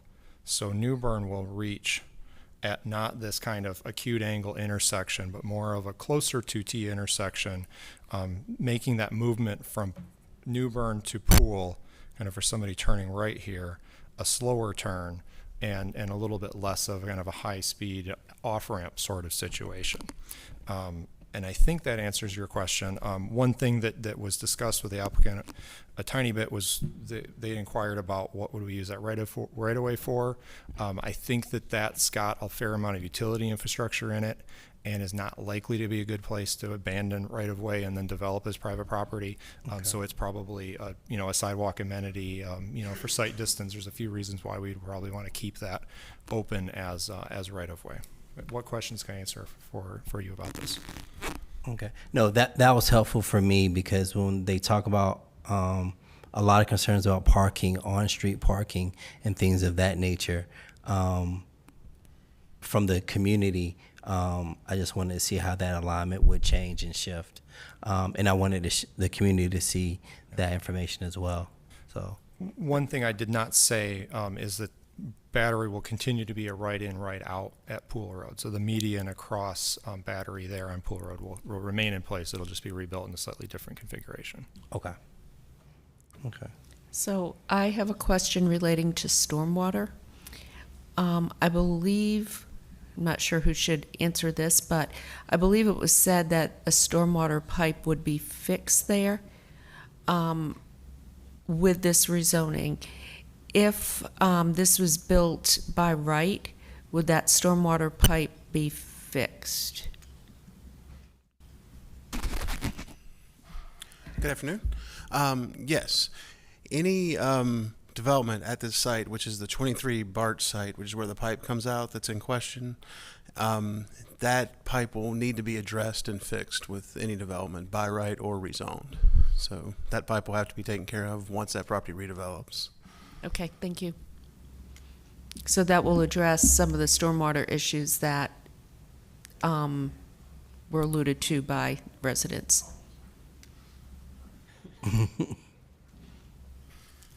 Out of practice. Yes, ma'am. We understand, trust me. All right, thank you. Do we have any other questions? I don't have any. Oh, I'm sorry. Mayor Pro Tem Stewart. Thank you. I have a question, I think, for staff. My understanding is there are 3 single-family homes here now. 2 of them are vacant and boarded up, just by looking at Google Maps real quick. Is that true? Which means that they've been boarded up for quite some time. And it is on BRT. We have not yet mapped TOD, our Transit Overlay District, but I'm curious how this rezoning compares to what would be allowed by TOD, assuming that it was mapped here, which I think is a safe assumption. Sure, and that's a really good question. So what the presence of the TOD does is it gives a height bonus, and it depends on the use on the property. So there's a certain amount of height bonus that's permitted for residential entitlement, but that's if there are affordable units constructed on the property. I think the increase is a 20% increase in height. So assuming this is a 3-story property, you get another story with affordable units in it. There's an additional bonus that would be permitted for non-residential as well. I think a 30% height bonus. So if the TOD were in place, an additional story, potentially 2, could be permitted, provided that there is affordable housing or non-residential uses. Yep. Okay. Any other questions? Councilmember Branch, you had wanted to say something before? Yeah, I was just going to say that this is a very challenging and interesting project. I've shared those thoughts with the developer. I think they can have a right to put in a rezoning, more conditions. Not sure how that will impact the overall project, but I just wanted to share those thoughts, or impact the overall vote here, but I just want to share those thoughts. Okay, thank you. So this will come back to us in which meeting? June 7th for a vote. And so this gives you time to submit your conditions for our consideration. So thank you very much. What? I closed it already. Mm-hmm. Thank you.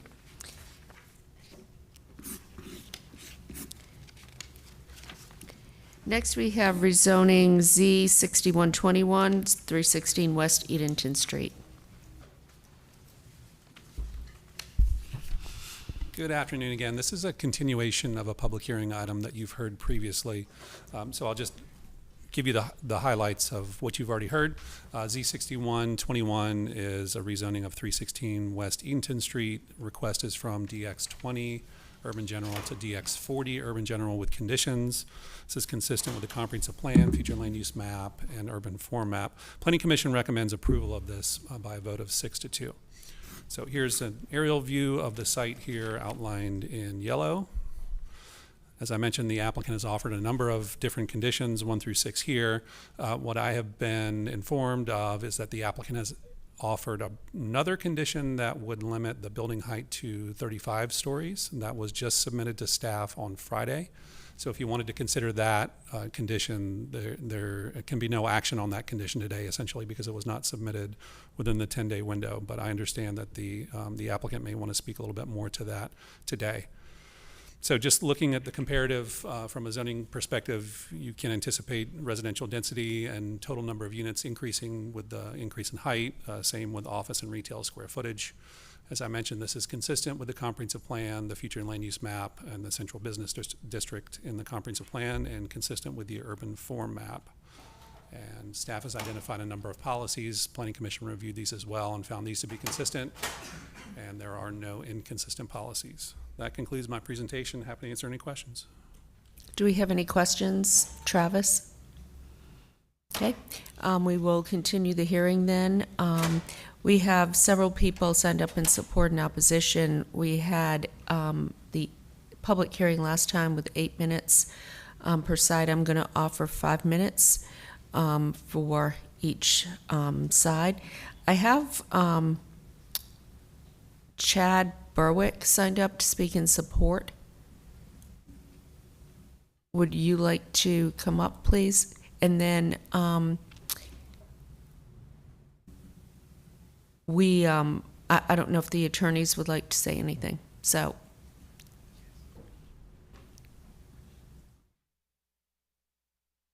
I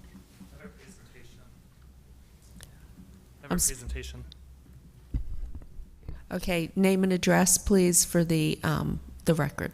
Yeah, my name is Chad Berwick. I live at 202 Northwest Street. I've been living in this neighborhood just a block away for 6 years now. I was at the public hearing last time, and I kind of heard the attorney representing the Quorum Center residents talk about how there's not a lot of transit in this area, that it's far from the transit centers and stuff like that.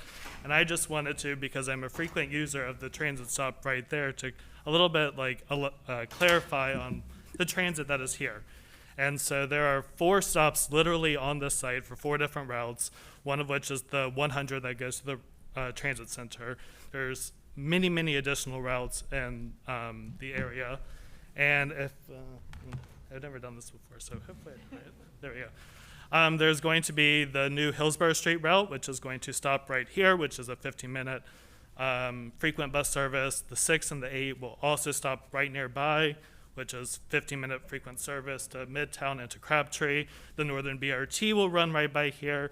The planned bikeway, and as you guys discussed earlier, the formerly known as Debra Meadows Park, will have the Greenway Trail connecting to the rest of the Greenway system, and the Western BRT will also probably go somewhere near here in a very walkable area. So I just really want to emphasize how much how density is good right here. There is tons of transit right here, so I definitely support this project. So yeah, thanks. Okay, thank you. If there are 3 minutes, 30 seconds left. Yes, thank you, Mayor and members of council. I just want to give a update on where things stand with Just name and address for the record. Absolutely. Worth Mills, Longleaf Law Partners, 4509 Creedmoor Road, Suite 302, Raleigh, NC 27612. So after the April 5th meeting, we held additional meetings with the St. Paul AME Church, with Reverend Hodges and their boards or their trustee members. We have solicited the help of Lynch Mikens, a local structural engineering firm, to perform an initial structural assessment of their property to determine what existing defects are there and what remedies they recommend to fix any of those structural defects.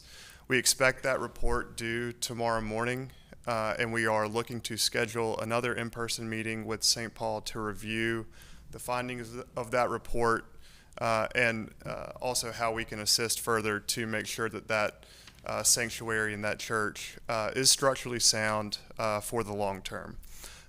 So again, we did submit an updated set of conditions on Friday, lowering the maximum building height to 35 stories. I believe the rest of the work that we're looking to do with St. Paul would occur outside of the parameters of a rezoning application. And so we think that we have the ability to resolve those issues in time for the May 17th City Council meeting if that is the wish of the council. But happy to answer any other questions you may have. Thank you. Do we have any questions? Councilmember Melton? Just a couple. I was out over by this site the other day, and I just want to make sure that I have sort of the topography correct. Does this site share a property line with either of the churches? It shares a property line. So to better demonstrate this, this parcel here is owned by Edenton Street United Methodist Church. But is there a church on that? It's currently used as a parking lot. Okay. And then with proximity to the Quorum Center, it looks to me like what the property line shares with their parking garage and their office building, not the residential part of that building. Yes, the tower of the Quorum Center itself is located in the northern portion of their site. So this site would back up to what it looks like it's their parking structure. Yes. Okay. Thank you. Yeah. Any other questions? Okay, I'm going to, let's see, we have Ben Kuhn, Pat Chrisman, and Robert Hodges who have signed up to speak. Please remember 5 minutes, so don't hog all the time. We have 2 other people, and if you could all come to the front. Pat Chrisman and Robert Hodges. I don't think Pastor Hodges is here. Okay. Thank you, Ben Kuhn, 2840 Plaza Place. I'm here on behalf of the Resident Association at the Quorum Center. You heard about transit. It's not about transit. The policies in your comprehensive plan state specifically that you cannot consider frequent bus networks as a policy tool for additional height or bulk or density in a zoning amendment case, and that's in your growth framework map on page 25 of your comprehensive plan. It states specifically that you cannot use that. Yes, we have transit there, but that's not the deciding factor. Without any more detailed specific study of the corridor, which has not been done, and there is no plan that it would ever be done. The BRT corridors, yes, there are BRT corridors for the northern corridor that may or may not be built in the future. Either of those 2 stations, the alternative stations, would be located more than a quarter mile from the site in question. And that is an important factor in the policy tools that you have in your comprehensive plan, which talk about a quarter mile buffer, and that you would transition and taper downward from the station area location. So even though this is a quarter mile or a little bit more than a quarter mile, if it were within a quarter mile, you would taper and transition down to this area, not double the height at the penumbra of that quarter mile area. So you also have some negotiations and suggestions that the St. Paul's AME Church is negotiating with the developer. Frankly, that's just politics, and we all know that. It is. You're asking them to compromise their position with some consultant studies from an engineer, and that's not going to protect them. That's not going to protect the post-Civil War era structure that went up as a church that calved off from from the Edenton Street Methodist Church, and it's not going to protect and preserve that building and frankly, they should do that whether it's a 20-story building that's built there. So it's really meaningless, because frankly, they should agree to do that for a 20-story building. So why is it all of a sudden important that it's being done as a condition in this zoning case? There are policies that are directly applicable to this case that the staff has simply not analyzed. They say that there is no inconsistent policies, but that is not true. I have outlined them to you in several emails and communications. We can discuss them at length at any point you'd like. I obviously don't have the time to do it. If you read what I have written, it is clear.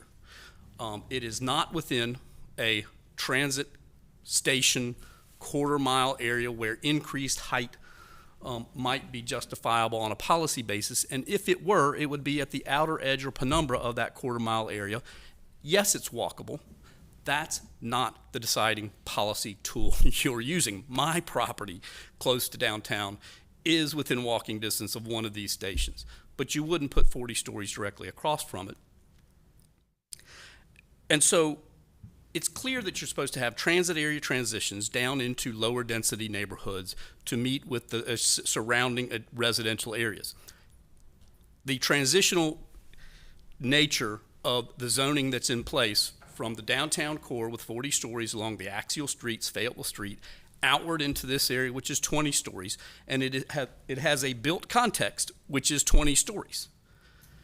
And any proposed 40-story structure, 35-story structure, whatever it would be out of character. That there is a parking deck in between the Quorum Center and this proposed site really doesn't make much of a difference really at all. You cannot hide 20 stories that would be that close, and in an area where 20 stories was never programmed as a policy that was adopted by this council when the comprehensive plan was adopted, when the city was remapped, downtown was remapped in 2016, 6 years ago. It is a sore thumb. It does not fit. It does not satisfy the policies, the high density development policies. It's suggested that this is on a major street simply because Edenton Street has a blue line drawn on it on a map that's printed in your comprehensive plan. But we all know. Okay, thank you, Ben. 5 minutes are up. One last message, go Canes. I like that part of the message, thank you. Do we have Ben, before you walk away, let me ask if there's any questions. Do you have anybody have questions? Okay, thank you. Did want to say that I had some communication with Pastor Hodges and expected him to be here today. I'm not sure why, unless something came up. He's not here, so I do want to follow up with him in the church before we take any action. Okay, I guess the applicant has asked us to close the hearing, so is that accurate? Asking to close the hearing or just continue it to May 17th? We would prefer to continue to May 17th to allow Reverend Hodges the opportunity to speak at that time. Okay, thank you. Well, then we will continue the hearing to May 17th and ask that church representatives please be here at that time. Okay, thank you. Next, we have frequent transit areas. We have one person signed up to speak in support, Jennifer Truman, and then opposition, Ben Kuhn, who from staff will be leading this discussion. Mayor, they've pulled up the missing middle one. Oh. We may have skipped one. All right, well, that's on my agenda here is number 4, and on text change number 5, so. Okay? On board docs, it's missing middle is number 4. Well, yeah. The public sees is number 4 is missing middle. Yeah, my agenda says otherwise, so thank you. We will go then to missing middle. More homes, more choices. We have 3 people signed up to speak in support, and 3 people signed up to speak in opposition. Who from staff is, okay, Ken? Thank you. Good afternoon, Ken Bowers, Planning and Development, here to present this text change to you for your consideration. So some background, not quite a year ago that you passed Missing Middle 1.0, the text change known as TC 520, which changed how we zone residential areas in the city, eliminating density caps and permitting duplex and townhouses in more places across the city. You've also done some other text changes. You've done, one of the first things you did was ADUs. You recently eliminated off-street parking requirements. You've passed a text change on tiny homes, and Missing Middle 2.0 would build on all of this to create some additional tools to facilitate greater housing choice across the city, and has a particular focus on frequent transit areas, which of course is the topic of the next agenda item. So why are we doing all this? I think this is a response to what has been a long-term trend since the Great Recession of housing gradually getting more expensive, and this graph shows both the median price of housing through second quarter 2021 compared to the median household income and what percentage of homes in the market would be affordable to the median household. So although this bounces around a lot, 2 big takeaways. Raleigh still remains somewhat more affordable than the national average based on this index, but the situation has been deteriorating over time, particularly since 2011. And this is same on the renter side. This is a little bit slightly older data, but it shows how the median rent across the country has been lagging growth in renter household income. And another thing that's happened that is accelerating is that around about 2005, construction costs started to outstrip the rest of the rate of inflation. So construction became comparatively more expensive to other things in the economy, and that has also been driving up the cost of housing. And we see this in Wake County. Now, this is inclusive of both new and resales. Most housing sales are resales, so we see a long-term trend in price per square foot going up from under $130 in 2017 to over $180 in 2021 across Wake County. So these national trends are definitely registering here. So what is in Missing Middle 2.0? There's 6 major things. Revised standards for tiny houses, the introduction of flag lots as a subdivision option in residential districts, new lot width standards, basically normalizing lot widths across building types and residential zones, allowing 2-unit townhouses in districts where they're not currently permitted, which is essentially R2 and R4, new standards for ADUs, and then some new development options for areas that are proximate to frequent transit. So, tiny houses, as we know, to be viable need tiny land, or at least smaller land than a traditional house. The tiny house text change to reduce lot dimensions for tiny houses. This reduces it somewhat further. We're also increasing the maximum building size as to what can be considered a tiny house. Currently, it's 600 square feet. It would be doubled to 1,200 square feet, but there would be a maximum footprint of 800 square feet. So in order to do a 1,200 square foot tiny house, you would have to be 2 stories. And you also permit tiny houses to be used for 2-unit living. That's still subject to the 1,200 square foot unit cap, so those individual units could be a maximum of 600 square feet if you did 2-unit living in a tiny house under the tiny house standards. The flag lot subdivision is a new subdivision option. So if you have a deep lot, you can subdivide off the back part of it and have a flagpole subject to certain standards. The only type of building you can put on that is the tiny house building type. So these 2 changes allow that tiny house to be larger than what the current code defines as a tiny house, but it also says you cannot put a conventional house, so a larger house cannot go on a flag lot. You're limited to the tiny house as your only development option back there. Lot and site width standards. Right now, greater lot width is required for the apartment building type in the districts where that is permitted. What this would serve to do is interrupt the pattern of land subdivision. So the spacing between buildings would be higher if you had introduced multifamily into, say, an R10 district. This would normalize that and allow the lot width to be the same. Now, there's still lot area requirements that are tailored to the apartment building type, but you wouldn't be limited by lot width. So if you had a deeper lot, sufficient size to accommodate the apartment building type. The lot width was similar to other lots in the neighborhood. You could use the same lot width. And this is just some examples of how, historically that was kind of exactly how land was subdivided and used. All these historical examples of multiple units on a lot in some of our older neighborhoods, such as Mordecai and Oakwood, the lot width for these lots is pretty much identical to the lots on either side of them and up and down the block faces. So this allows for a more uniform development outcome. The 2-unit townhouses, when we did the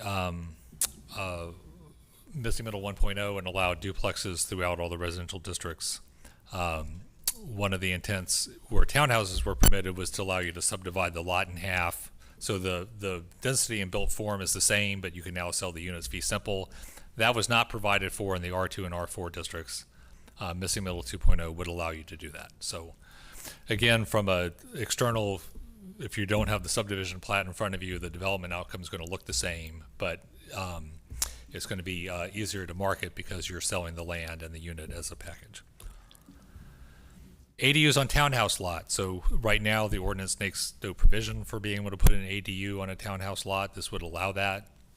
Now I think the unique thing about townhouse lots is that there's no side yards for the attached lots, so this is going to work best on alleys and probably work better for new build. It would probably be difficult to retrofit an existing townhouse development to have ADUs in it.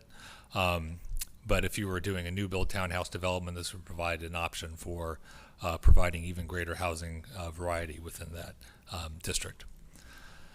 Now the frequent transit areas, this is just a map to show how these are currently drawn. This is essentially a buffer along everything that's part of the frequent bus network, which includes the 4 BRT corridors, and it also includes all the other corridors that are intended to run at 15-minute service or better.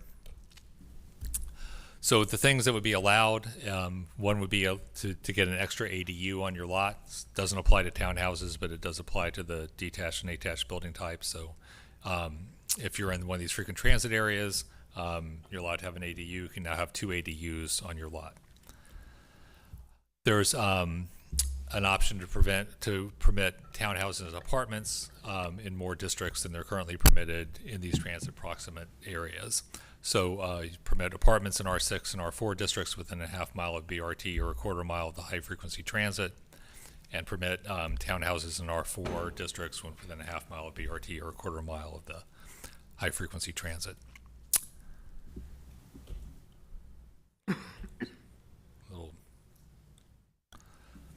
There's also reduced lot area per unit standards in the transit proximate areas. So again, upping the achievable density within the transit proximate locations. There are some affordability requirements. They kick in if you try to do a development of over 12 units. So no matter what building type, apartment, townhouse, if you have you can do a development of 12 units. If you want to exceed that, then 20% of the units above 12 have to meet the affordability requirement. The affordability requirement is the same as was built into the TOD district. It's 60% of AMI is the income target, and 30 years is the term of affordability. There's also a height bonus for the mixed use districts that would be built in by right in these frequent transit areas. Where the TOD is mapped, the TOD would control. Where the TOD is not mapped, this would be available. If you're a building type, mixed use or apartment building that has residential units, you can get up to a 2-story bonus. All the additional units in those additional stories, 20% of those units have to meet the affordability requirement.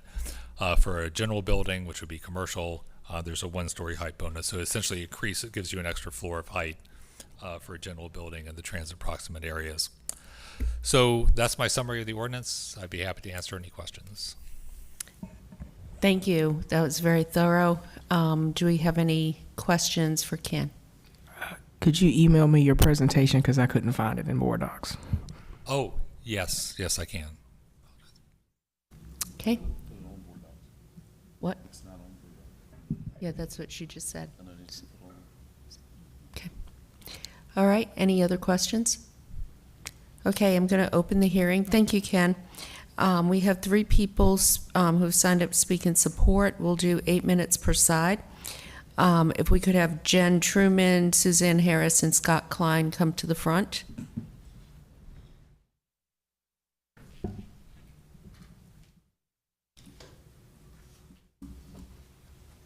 And please remember, there are 8 minutes total, so you going to want to give everybody a chance to speak. Thank you. So we'll start with Scott. Name and address for the record, please. Good afternoon. My name is Scott Klein, 2924 Oberlin Road. I'm here in support of the missing middle policies. I think it's a really positive step forward for the city.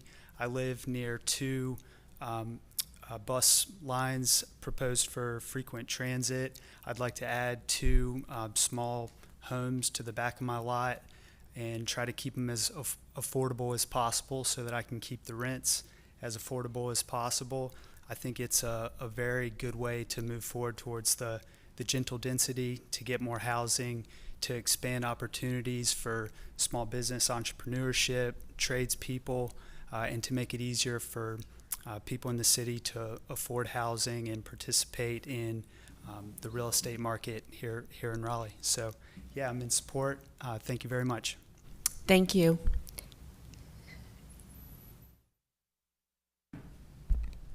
Hello again. Jennifer Truman, 1928 Sierra Drive. I support the Missing Middle 2.0 text change, as I've supported other similar text changes in the past. And I'm asking you to support it because an equitable and sustainable future depend on us building differently than we've built for the last half century. Before modern zoning, people lived in a variety of types of buildings and sizes and number of units outside of the nuclear family, single family home. This text change is a long list that Ken Bowers just went through of small and medium-sized and big important updates that will make a difference in actually encouraging those incremental housing types to be built and increasing the areas of the city where we allow them to be built. It's innovative, and a few other cities across the country, including Durham, have done this already, but it's also a return to common sense. When it's easier to build a variety of houses and apartments, then it's easier to welcome existing and new neighbors, and it's easier for Raleigh to grow and to maintain our equity and sustainability goals. Thanks. Thank you. Suzanne Harris. I was going to say good afternoon. It's almost kind of good evening now. Mayor Baldwin, members of council, Suzanne Harris with the Home Builders Association, Raleigh-Wake County, 5580 Centerview Drive in Raleigh. I very simply wanted to echo many of the comments that were already made to support this text change. I want to commend the City Council for being forward-thinking and for taking action as opposed to just talking about it. There are many people across the local governments here in Wake County that I have the pleasure of working with and talking with and being involved with these very same types of discussions. And a lot of it is talk at this point still for them. And that's okay for them, but I'm super excited that the city of Raleigh is moving forward into action. So you guys should feel really proud of yourselves for doing that. And the text change probably isn't perfect. I don't know that any one text change ever is, but I think it's moving the city of Raleigh in the right direction to become just more dynamic, much like the former speaker said, just giving so many different options for people to live here in the city and to participate as citizens of the city of Raleigh at all different levels of price points and all different ages. And they can, of course, in this particular text change, be much more engaged with the transportation options that are going to become available in the future. So thank you. Kate, thank you. Kate, we have 3 people who signed up in opposition. Hua Huang, Kristen Havlick, and Leon Cook. If you could come to the front, please. We'll set the timer for 8 minutes. And as I said before, please remember there are additional speakers. Name and address for the record, please. Hua Huang, 7401 Ebenezer Church Road, Raleigh 27612. So I come here to speak today in opposition against TC 2021 Missing Middle 2.0 because the plan continues to not address the widening gap of the need for low-income housing even when you say so. Just because you say it's equitable doesn't necessarily make it true. So the following points are concerns and criticisms as expressed by Yolanda Taylor, the community lawyer and housing justice advocate, and members of the Wake County Housing Justice Coalition. So a policy change can sound good on the surface, but may take a bit more mind-bending to determine whether or not it will yield equitable outcomes. So exclusionary displacement based on income has already occurred in mostly black city neighborhoods in Raleigh, meaning that those with lower income have already been excluded from moving back into the desirable neighborhood. So, although the housing in the middle is touted as a tool that will make housing more affordable, it will only make housing more affordable for those who can afford to buy a townhouse over the single-family house, or who could afford to buy a cottage home over a single-family house. Yes, more housing types will provide a diversity of housing options, but ask this question. Would it allow low-income residents who lost their only affordable housing when their previous duplex or apartment was torn down, and would they be able to return to their former city neighborhood with the new housing in the middle? This proclaimed possible change to provide gentle density and more housing choice will not necessarily provide more fair housing choice, which is what we should be aiming for, fair housing choice. And instead, it will provide more space for developers to build and for those who can afford to live downtown or in city neighborhoods. So based on what was provided on the city's website, under the frequently asked question, the city states, what guarantee is there that housing built as a result of this tax change will be affordable? And the response to that question is the following answer.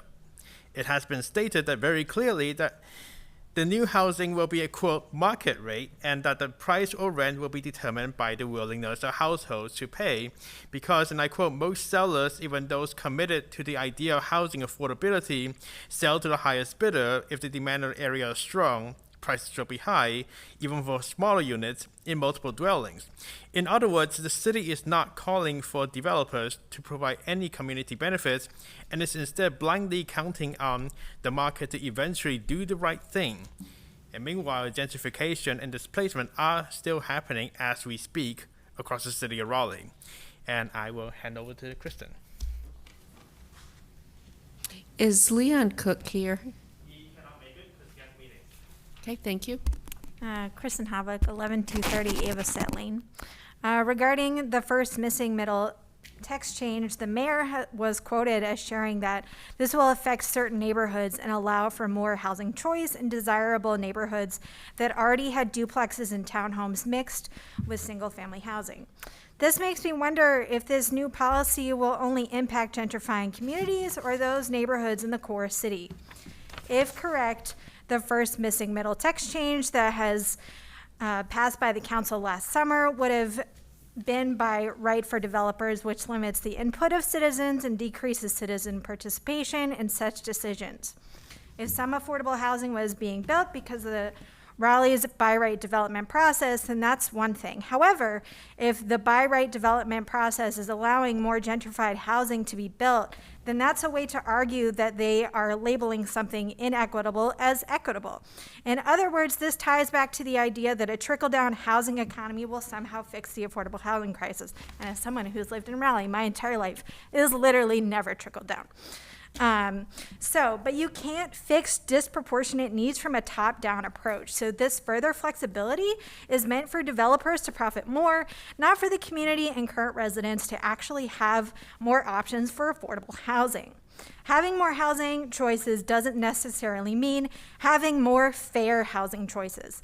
Of a zoning change that sounds good on the surface but targets gentrifying communities and doesn't lead to the inclusionary zoning of those who were previously displaced. This is called affordable housing tool, seems to focus more on creating space for those looking to move into these newly desired communities than securing housing for those already living in NOAHs like Heritage Park. To the extent that any of the land and neighborhoods affected by the possible zoning change are owned by the city of Raleigh, it should be leveraged for the housing land trust or given to a true affordable housing developer, and creating less opportunity for community input is never a good move by local government. Besides, this is like a doctor treating the symptom but not really curing or mitigating the disease. At the end of the day, we cannot build ourselves out of this affordable housing crisis unless you put in the effort to make affordable housing units. According to the latest data from the National Low Income Housing Coalition, Raleigh's metro area already has 34,904 extremely low income renter households, like the low income, not people like me that are working class, and still has a gap of 24,819 available affordable rental homes. If the city continues to focus on building housing at the top of the economic ladder, they will never come down to help those who need a house. Thank you. Thank you. Okay. I am going to close the public hearing. Do we have any questions? Councilor Melton, then Councilmember Knight. Mine's not a question, just a couple of things. One, there was a comment about city-owned land. We're already doing that.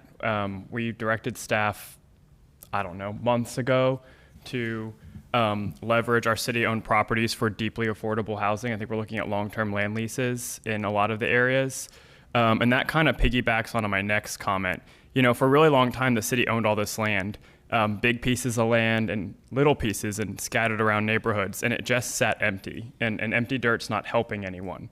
And I think in general, as I've thought a lot about how we've sort of gotten into this mess, is we're not going to find solutions to housing affordability doing things the exact same way that caused the crisis we're in now.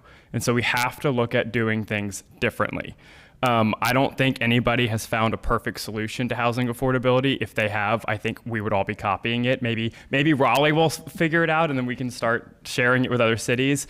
But we have to do things in a different way. We have to make better use of the land we have because we can't produce more of it and house more people, and take some of this pressure off of the housing crisis in our city. And so I'm excited to support this text change.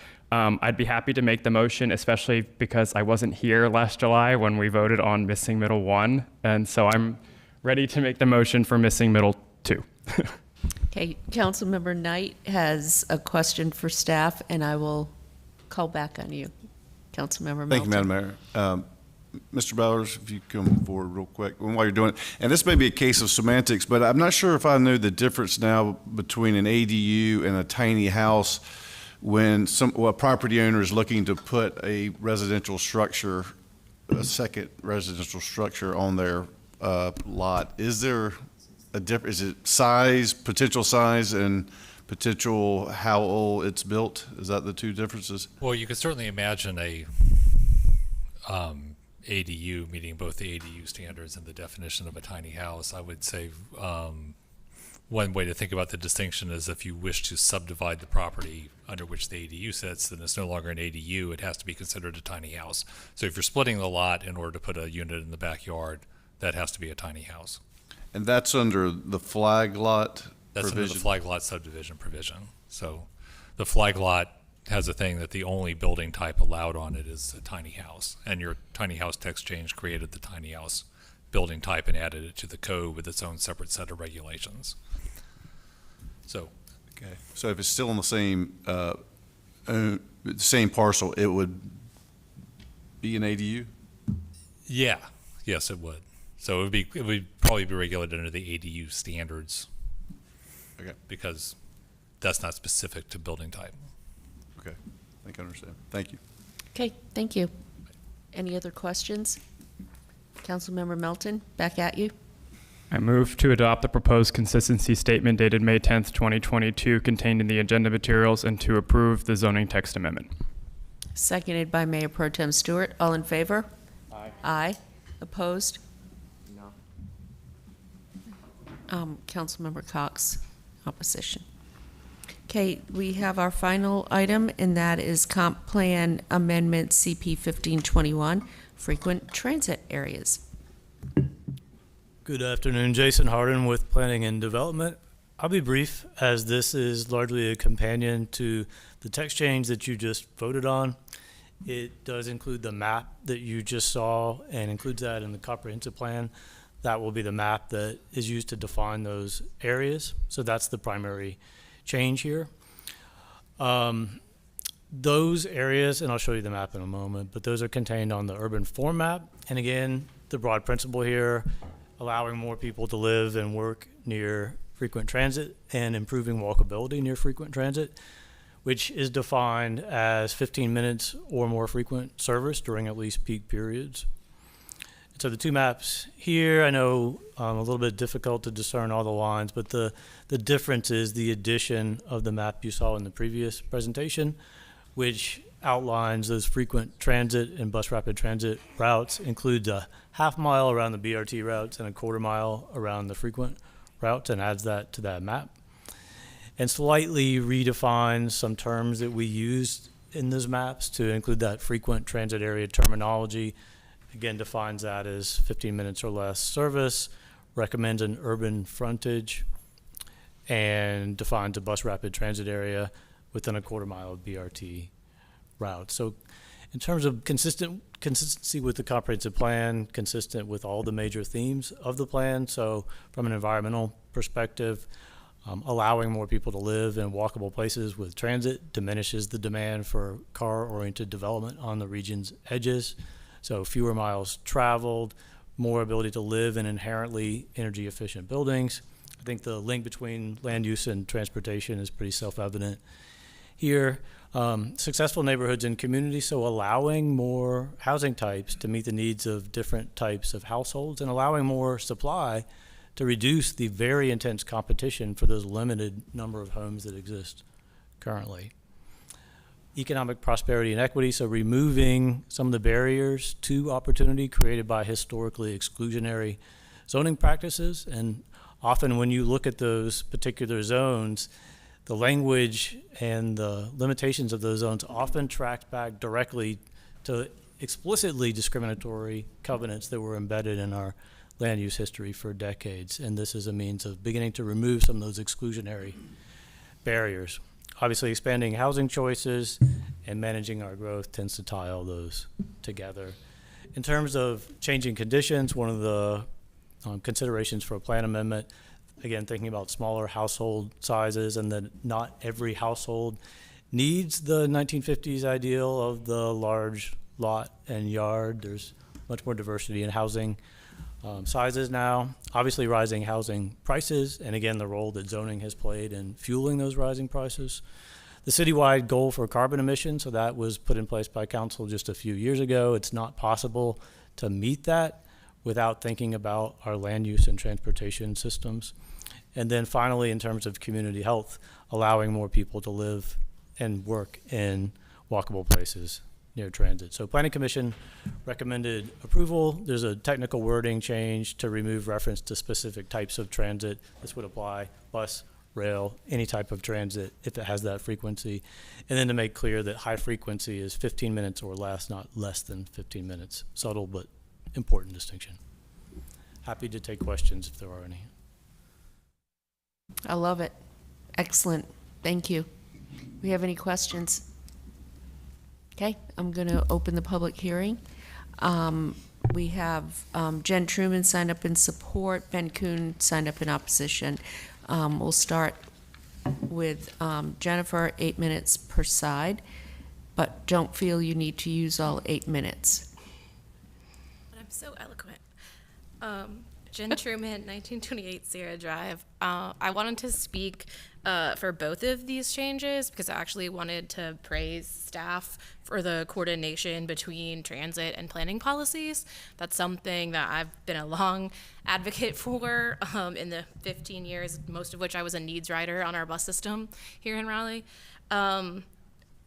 This category being expanded off of just the BRT categories to include all of the frequent transit lines is really important because we're increasing the number of frequent transit lines. The Wake Transit Plan and the improvements to Go Raleigh are increasingly putting our money where our mouth is and investing in those things.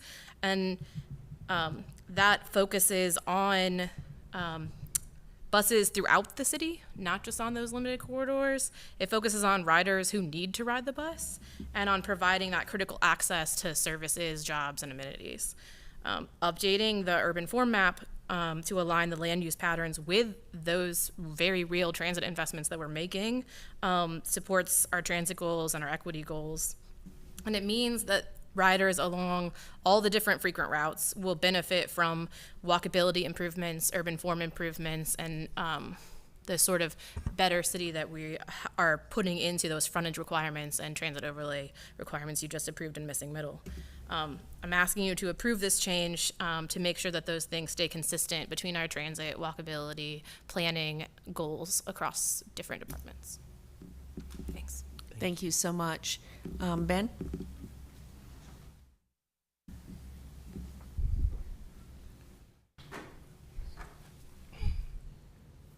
Thank you again, Ben Kuhn, 2840 Plaza Place, and thank you for the time. I mean, these are difficult issues. Not many people reads this stuff, and it's rather complicated, complex, lengthy, convoluted, and not many people. Well, I was going to use one of those maps if that could be put back up. And so, I mean, I do. I read it. I see it. I look at it, and you know, the Missing Middle 2.0, I think that's a great idea. I think increasing density bonus along transit routes for residential types, whether it be residential types to take them up to 5 stories and then take general building types up to 4 stories, I think that's really good. I think that works.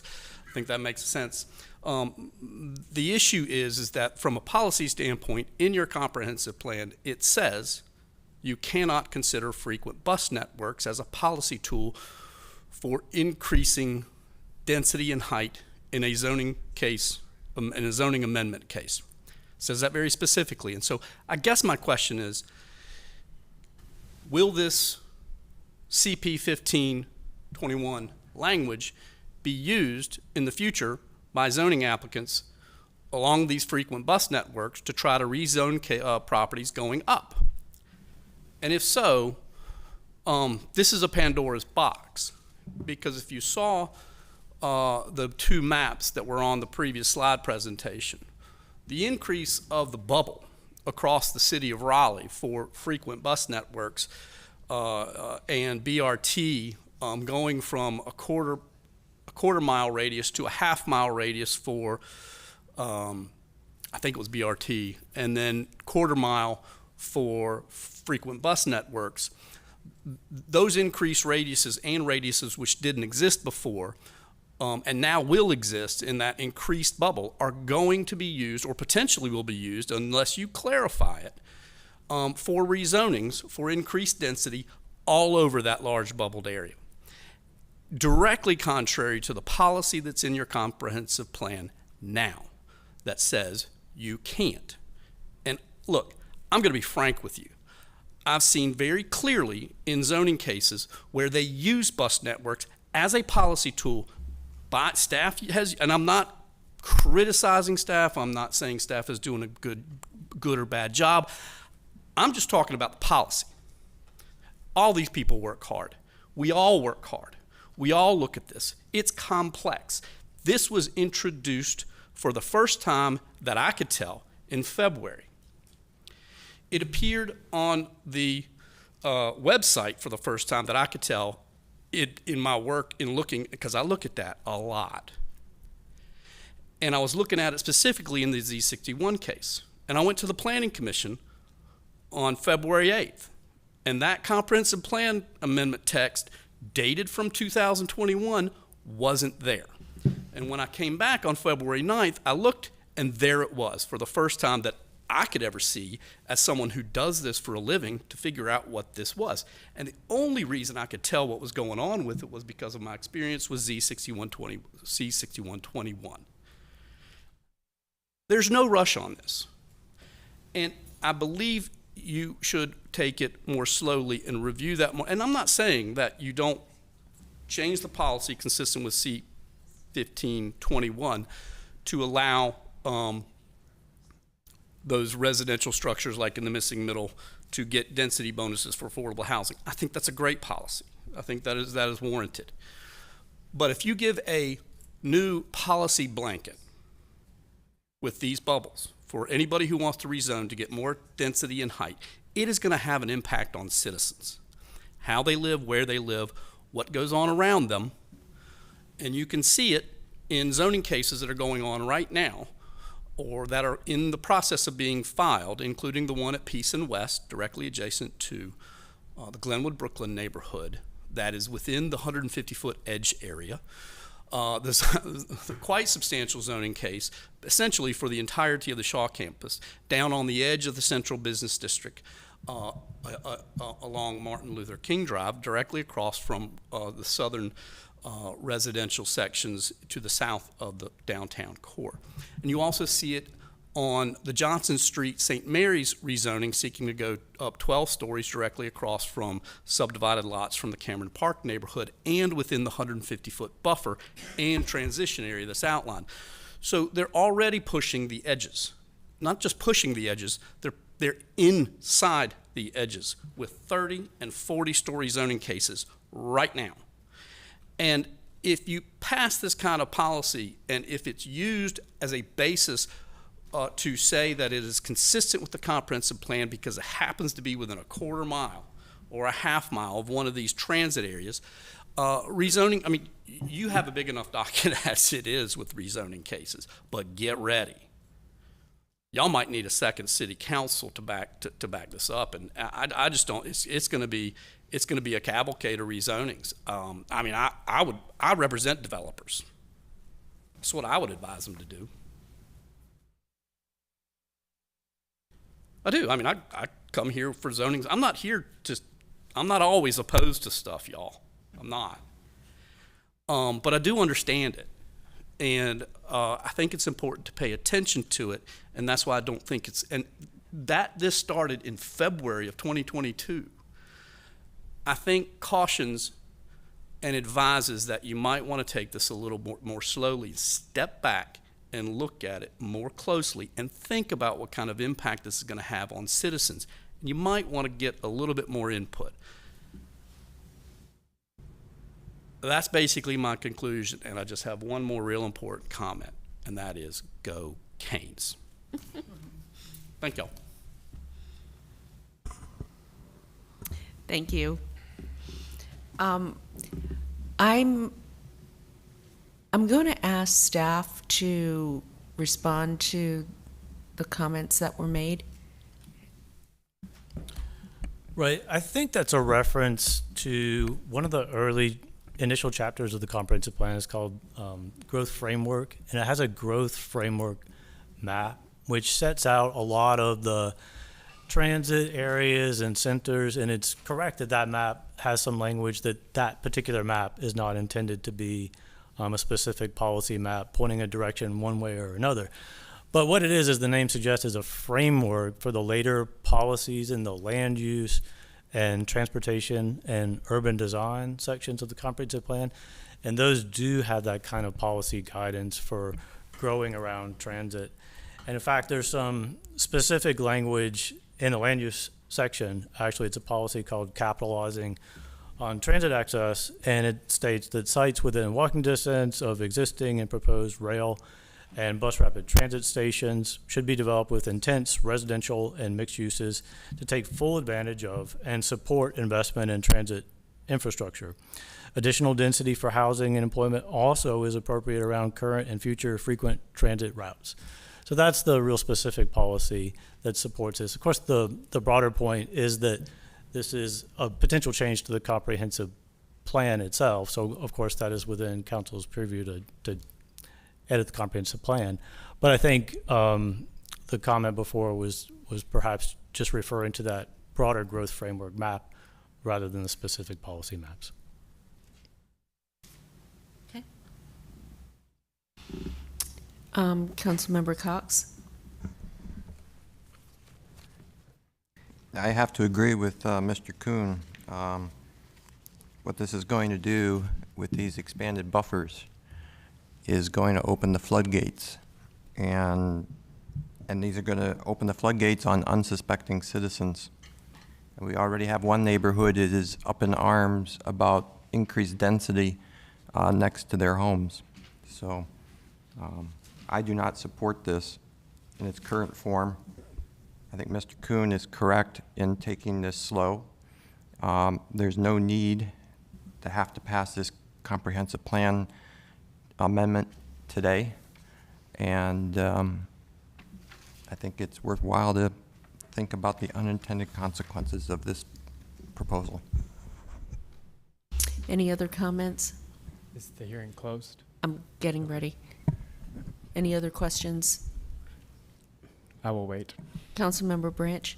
Yeah, so the framework that you're saying there and the policy, what does staff follow when cases come before you?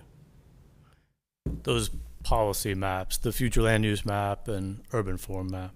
And what do the policies say how transit impacts height? Yeah, and I was also going to add specific individual policies like that one I just referenced. So in rezoning cases, those maps plus policies that have narrative language about allowing more people to live and work near transit, those are the ones you see cited. There may have been some citations of those in the rezoning cases that you've had a look at today. So those are the maps you see. The framework map is there at the beginning of the comprehensive plan to kind of set the stage or framework for those more detailed policy maps that are the ones that are cited by staff and then council themselves in decisions. Okay. Okay, thank you. Any other questions? Councilmember Knight? Just to be clear on the urban form map UD1, the just take the frequent transit areas.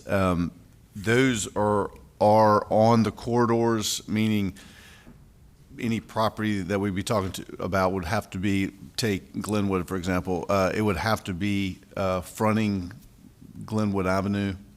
They include the corridors, but also that area along the corridors. So within, for a frequent transit route, a quarter mile, and within a bus rapid transit route, a half mile. In terms of what that would permit, I would go back to the text change. So heights higher than 3 stories would only be in existing mixed-use districts. Would allow that, again, only if there's some measure of affordability for residential projects.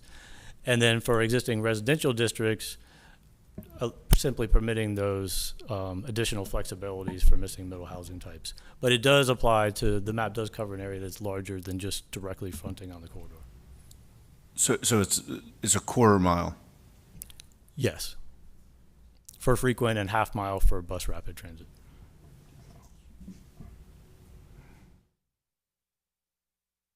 Okay, thanks. Okay. Councilmember Fort?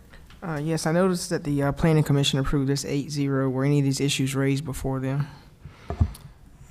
There was general discussion. I'm not sure if I remember specific questions about, there was no questions about the growth framework map. I know that did not come up. Okay. Any other questions? Okay, I'm closing the hearing. Councilmember Branch? I move for approval. Second. Okay. All in favor, please. Okay. Opposed? Okay. Madam 6-1. Mayor, I was raising my hand to be called on. Oh, well, we were voting, Okay. so. Okay, then I'll vote no. Okay. So what is your comment? I was going to ask for more time because I'd like to get more detail on, because I don't know how far a quarter mile goes. I mean, I know it goes a quarter mile, but what is the effect on what side streets, roads, et cetera, with this in the frequent transit area? So that's what I was going to try to get more detail on that and get, have to look more closely at maps basically to see that, so to get the effect. Okay, so we're voting. We have this, so if you want to vote no, we'll retake the vote. So all in favor, please raise your hands. Aye. Okay. And then opposed. Okay, get that, clerk. All right. Before we end the meeting, we have one more thing. I'm going to hand it over to Marshall. Thank you, Mayor Baldwin. So if you all will grant me a little bit of grace this evening, I would like to acknowledge the fact that today represents the first or excuse me, not first, the last official meeting from Jim Green as an assistant city manager. Many of you will recall 8 years ago, he, Tansy, and myself came to Raleigh, and he is the first to leave. Let me be real clear, I'm never leaving, right? So just so you know. So Jim is leaving. He has accepted a position with the city of Salisbury, North Carolina as the city manager, and we are excited for him. And his last official day, in true Jim form, I don't know why, but his last official day is next Monday, May the 16th. So, he was holding true to the given a 4-week notice, I guess. So in all seriousness, Jim has been a blessing to many in this community, and I just wanted to acknowledge that today was his last meeting.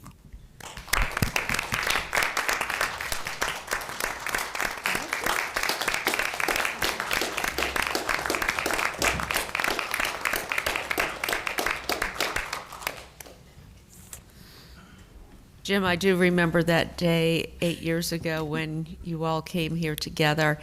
I want to thank you for your service to the community, everything you've done, and wish you the best in your new position as city manager in Salisbury. You have a great mayor there and really good people, so thank you. Thank you, Mayor. Okay. Thanks to council. I've really enjoyed my 8 years. Great team here. I'll miss Raleigh, but just 2 hours away, so I'll be back. So thank you all. Okay, thank you very much. And with that, we will adjourn today's meeting. Thank you.